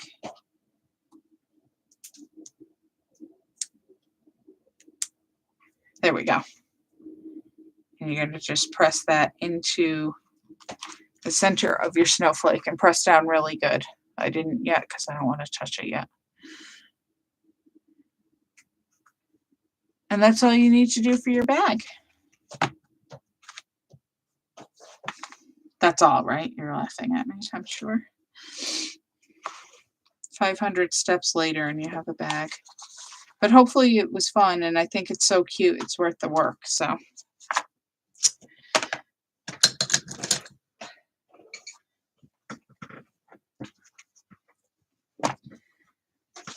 I'll give you a second to catch up. And then we're going to do our last one. And this is actually called a box card, apparently. I'm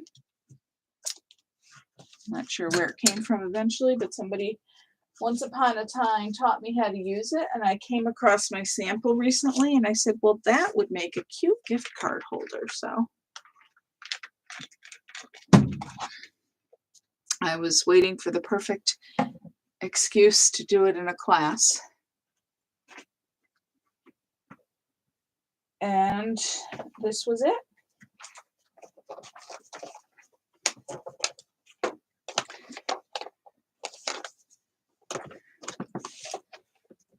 I was going to put my ink pads back, but then I just remembered I have to stamp you guys some snowflakes.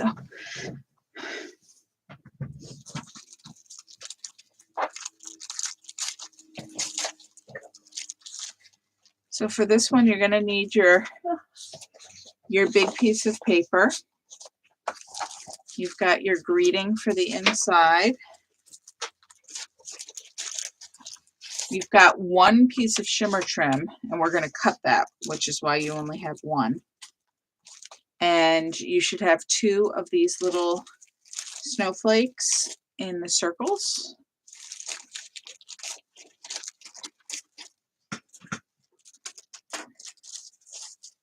And then you should have two small gems.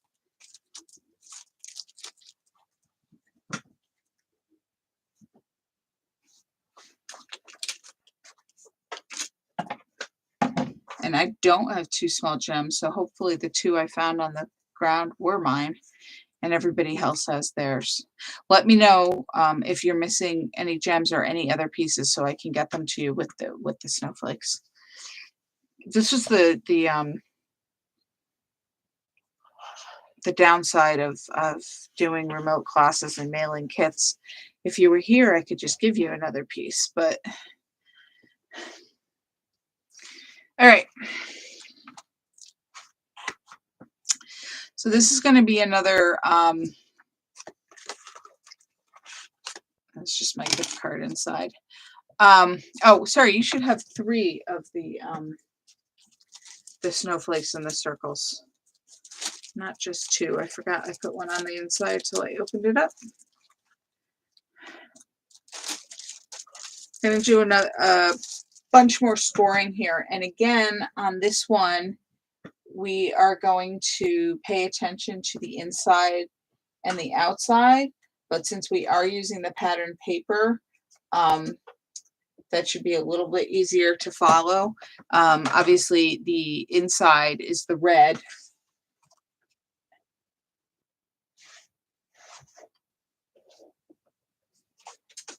Oh my God, I screwed up the directions. I marked them wrong. I will fix those and get them to you. I was thinking I put the red side as the outside because you're seeing them on the outside here, but really the black is the outside and the red is the inside.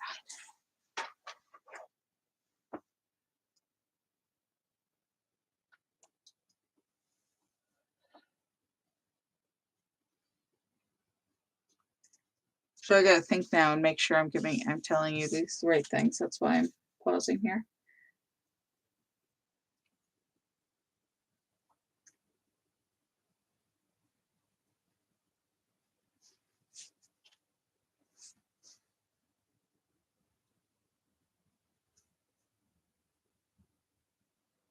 Okay. So you need your scoreboard. And again, obviously with this one, it's easier with the bigger scoreboard.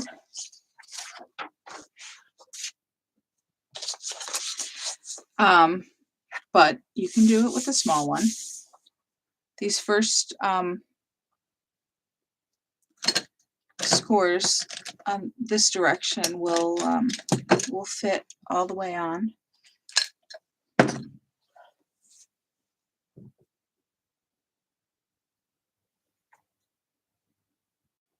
I'm just,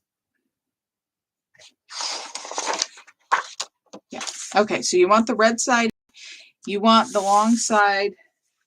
It's 11 inches at the top, 8 inches on the side. You are going to score. So this would be the inside.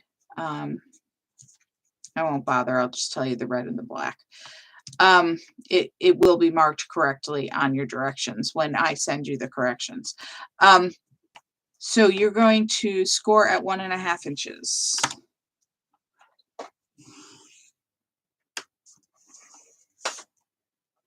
You're going, now, if you have the big one, if you have the small one, you're going to do the same thing. You're going to turn it around, rotate it 180 degrees, and you're going to score again at 1.5 inches. Now, let me just tell you, the reason we didn't score at 1.5 and 9.5 is because sometimes the scoreboards are slightly off. If you know yours isn't, you can experiment, but by scoring at 1.5 and 1.5 on each side, I know that the two sides are symmetrical. And on this project, you want your two sides to be symmetrical. So that's why I told you to do it that way.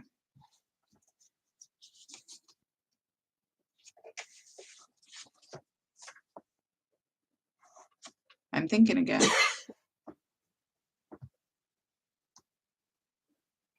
Okay, so now you're going to flip it over and you're going to score on the black side. And again, the 11 inches is on the top, the 8 inches is on the side, and you're going to score at 3.5.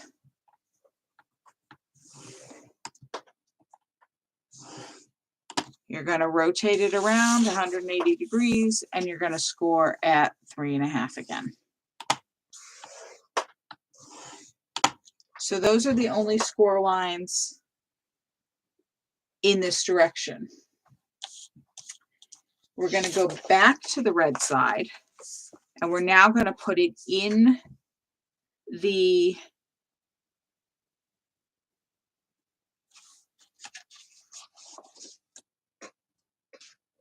hold on.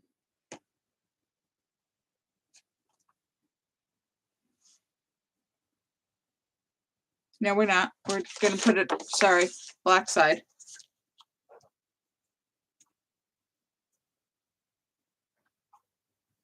And we're going to put it in the scoreboard with the 8-inch side at the top, the 11th on the side. So if you have the short one, we're going to slide it again like we did on the last one. And we are going to score at 2. So I'm scoring almost to the end, which is actually one of the score lines. I'm sliding it up. I'm putting my scoring tool right in the line that I already made and continuing it down. We're going to turn it around and we're going to score 2 inches from the other side. So at least all these are symmetrical, right?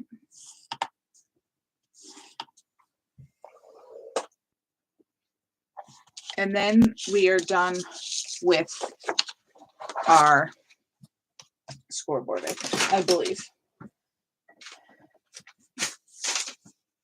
Okay. Now we are going to cut out some sections. And I made you a chart here, and in your directions, there is a picture of this chart. So you could see where you're cutting out, and you're cutting out the 4 corners. However, in these spots, you're not, these are the pencil lines are your score lines. The red lines are the cut lines, and they're X'd out because those are the pieces you're removing and are garbage. These, you're going to cut those a 1/2 inch from your score line. So let's do that first. Now you can cut on the red side or the black side, whichever one you can see better. I can actually see the black side better. If you need to, you can fold on your score lines if that helps to give you a little better visual. Yep, good. You can see it. So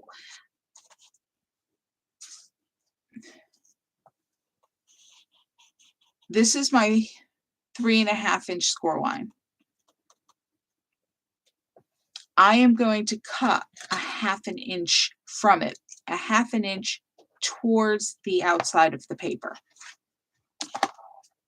So I'm going to put my ruler on my 1/2 inch Now you can also, let me show you first. I can draw it and cut on the line, which might be easier for you. So what I'm going to do is I'm going to hold my ruler up so it's a 1/2 inch. My 1/2 inch mark is right on my score. If you don't have a ruler like this, you can turn it this way. You can mark a 1/2 inch, mark it in 2 spots.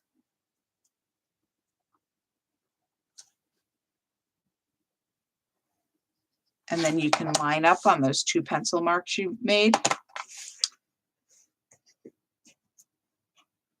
I'm lined up on the score line. I'm cutting a 1/2 inch away from it. I am starting my cut at the horizontal score line. So my ruler is here. I am starting my cut on this 2-inch horizontal score line, and I'm going to cut down. And I'm keeping a 1/2 inch after the score line.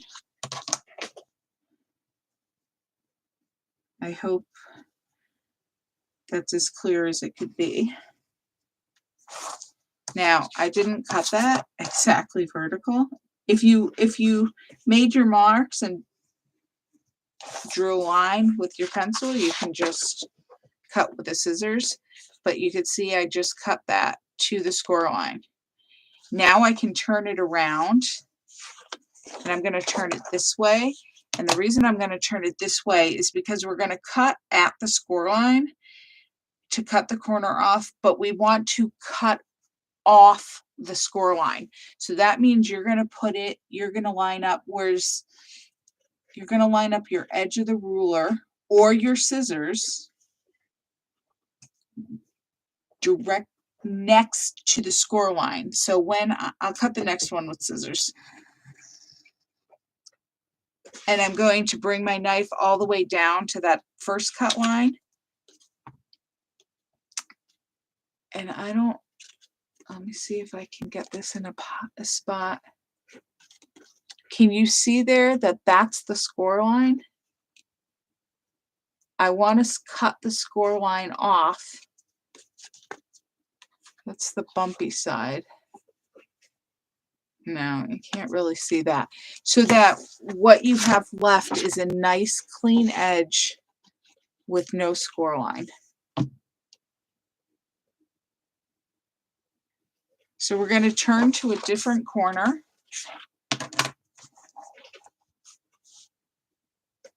I will mark this one with a pencil and draw a line to show you. So putting my ruler down, I'm marking a 1/2 inch away from that score line. I'm marking it in 2 spots because that's how you get a straight, I'll say a straight line, not always straight. I'm lining up my 2 pencil marks.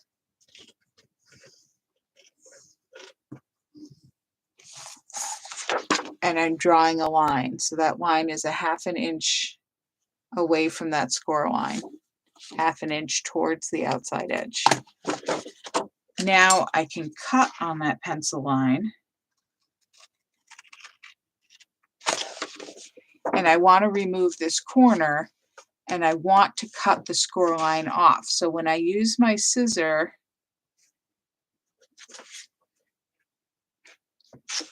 and this is a little awkward because you're cutting off the right side, but I'm cutting with the scissor right next to that score line.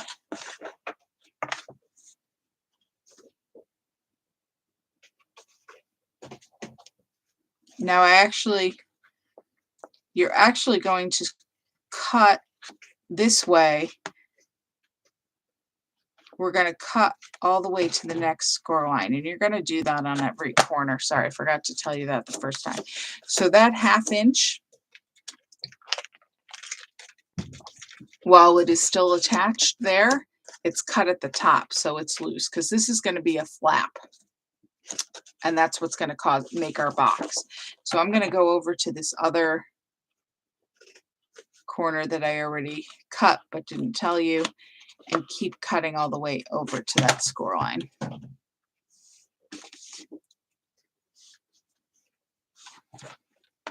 We're going to end up trimming that, but we'll do that as we assemble the box. So now we're just going to do our other two. We're going to do our other two corners here. And now you can cut with scissors, you can cut with a knife, whatever works for you. And 1/2 inch from the score line, I'm going all the way up to the intersecting score line. And then I'm cutting, I'm turning it around, cutting off the score line on this side, and I'm cutting all the way past that 1/2 inch so I have a flap.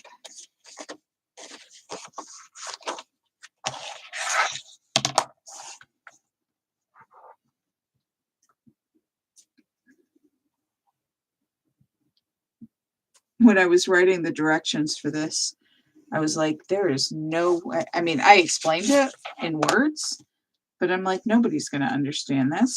So that's why I drew the little diagram for you. So I hope that helps.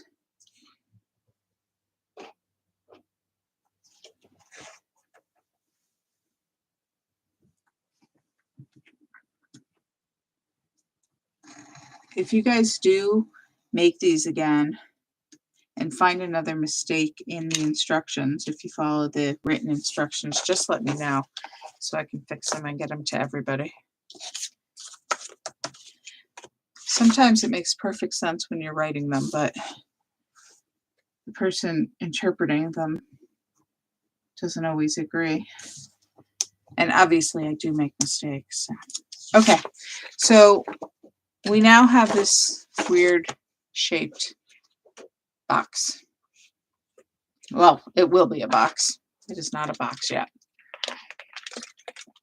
So we are going to fold on our score lines, and we fold towards the bumpy side. So if you have your black side up, the first on these longest flaps, the first score line is at 1.5 inches, and those are the bumps. So you're going to fold those up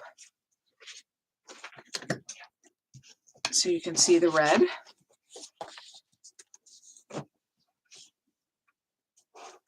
All of the other score lines are indented on this side, so we're going to turn it over. And we're going to continue on the same side, fold those over. Now, this is where, see, now you can see past here, those are our 1/2 inch flaps. And if we didn't cut that in, folding that is going to cause some tears.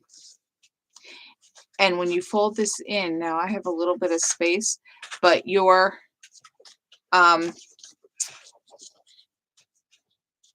flaps here should meet up in the center.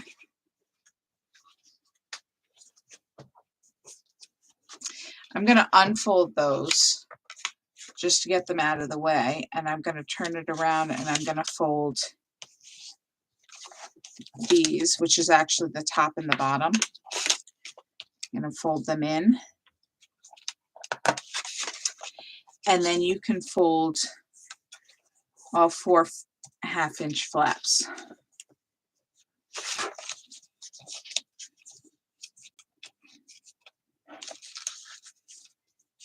Now, your score lines are probably still attached to your 1/2 inch flap. Can you see that you can?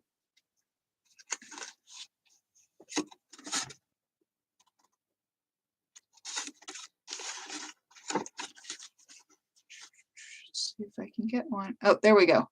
Can you see that score line? It's just a sliver at the end. We're going to trim those all off.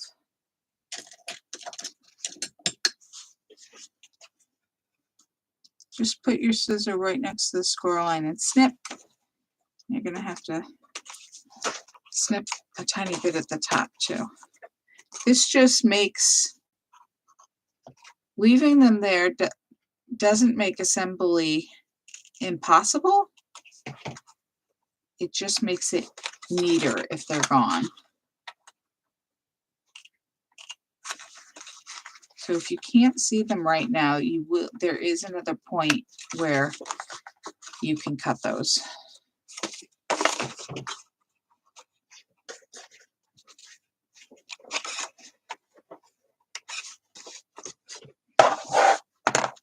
Okay.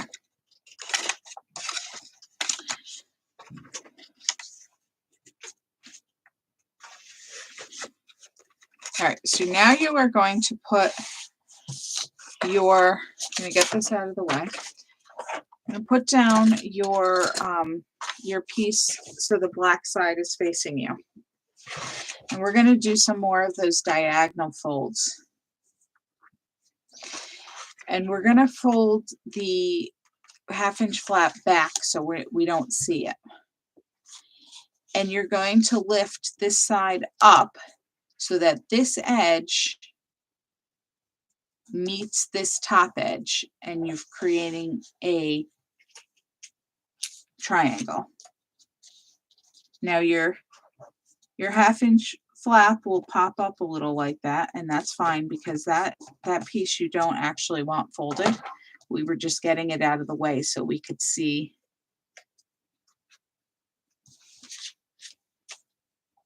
the edge. And you see how we have a triangle there? And we're going to do the same thing on the other side.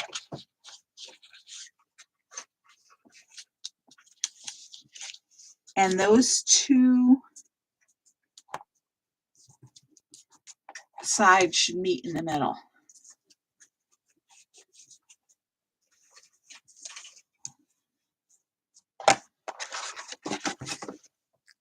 So we've got our two flaps here.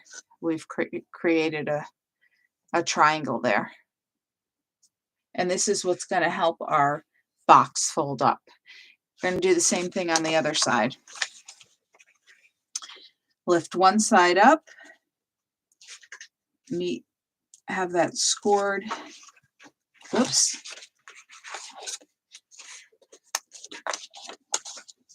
I folded my flap. Meet the score line. You actually want to be just under the score line. It doesn't. And then you're going to do the same thing on the other side. And they should meet up in the center. My second one doesn't meet up quite as neatly as my first one.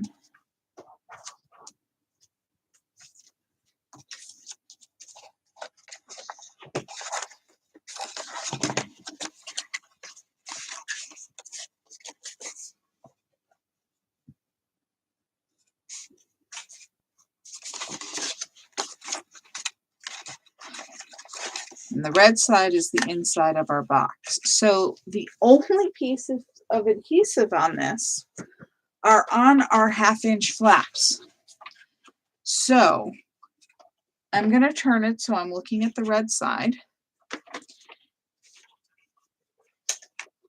And I'm going to put some adhesive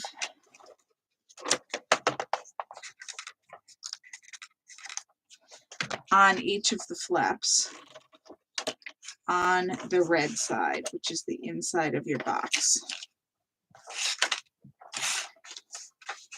You might be more precise using score tape on this, but I found that it held together pretty well with the, or it held together well, I shouldn't say pretty well, it held together with the HEG. Okay, so we're going to form a box here, so we're kind of working dimensionally. So let's lift up one side, the right side here, and you're going to lift up an adjacent side, and you're going to stick that flap See the seam line? Around the side to form a box corner. And you're going to do that on all 4 sides. So the edge of this piece should line up with the score line on your 1/2 inch flap.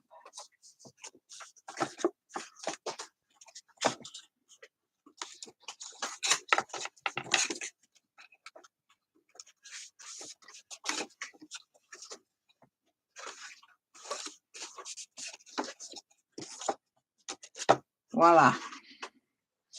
And what I'm going to do is I'm going to put the sides down and I'm going to burnish in the where those flaps are. So here's where you can see if you did not trim off your score lines properly, you may have a flap that overhangs the bottom of your box here. I do not to show you, but if you have a little sliver hanging over, here's where you can trim it off.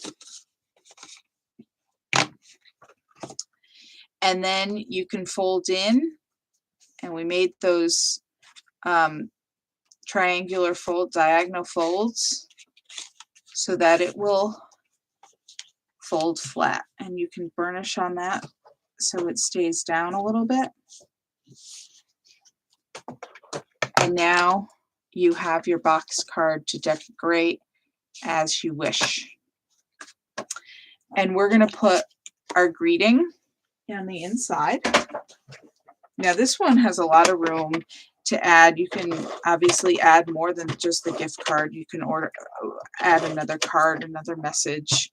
You can add more dimension to the outside flaps. I would not add dimension to the inside because although you have all this room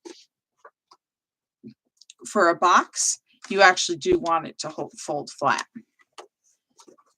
So although you can add a card and a gift card, I wouldn't add much more than that. I'm going to just put this in right in the center of the square. Now, once you get the hang of these, if you can always add that before you fold the whole thing up and made the box, but I wanted you to see how the box worked, and I didn't want you to have this extra piece and confuse you where it went when you're just making it for the first time. And we're going to put one of our green snowflakes in the bottom right corner. And again, I'm just going to add this flat because I don't want the gift card I'm going to put on top of it to get hung up on any foam tape. So I'm just adding my regular adhesive, and I'm going to put it down in that bottom right corner. And I'm also not going to add a gem to it because, again, I don't want the gift card to get caught on it. If you want if you need a little sparkle, you can add a little shimmer brush to it. Just make sure you let that dry before you close it up.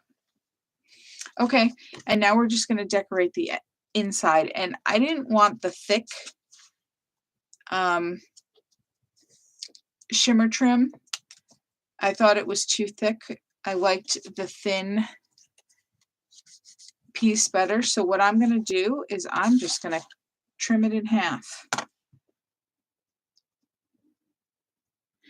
So now it's 3/8 inches wide. So you're cutting it at 3/16, which is halfway between 1/8 and 1/4. Now, if you notice on mine, they are not exactly the same width. And I don't think anybody will care. And if they do, they can give me the gift card back. But, so I'm just going to line up my ruler where it looks good, where it looks to be halfway. Press down really hard with my ruler because I don't want my shimmer trim to move. And cut it in half. Now, you could try it with scissors. I don't have that steady of a hand with scissors. There's no way I'm cutting that on a straight line with scissors. But if you can, I'm in awe of you. And we're just going to put these down the center of each flap. Now, the only problem with this is now we have two even skinnier pieces to get the backing off of.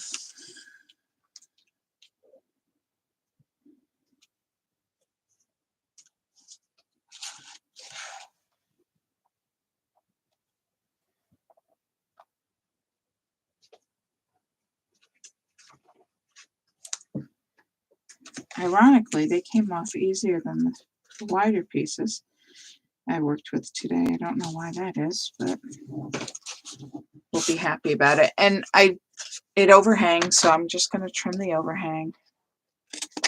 Whoops. Try not to cut my paper.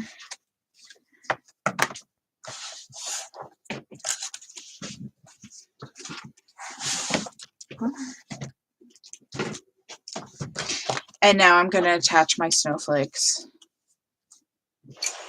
And I'm going to put foam tape on these because it's on the outside, so we don't have to worry about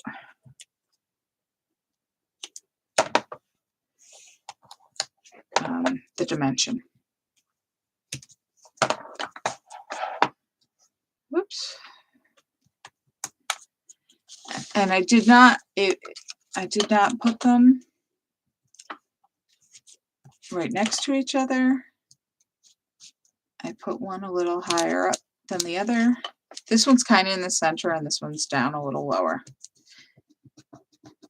You can put them wherever you think they look good. And then we're going to put the gems on.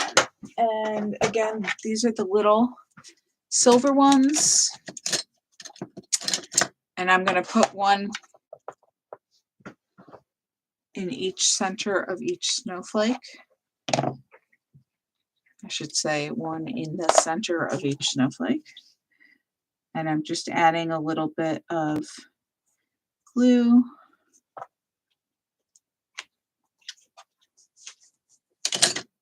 And we'll see how well these cooperate with me.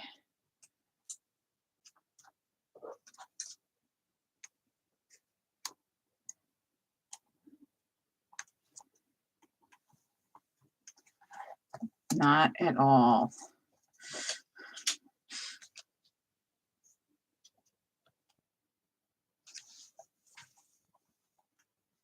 Oh, that one's going to be happier. And that's it. That's all you got to do. How long did that take?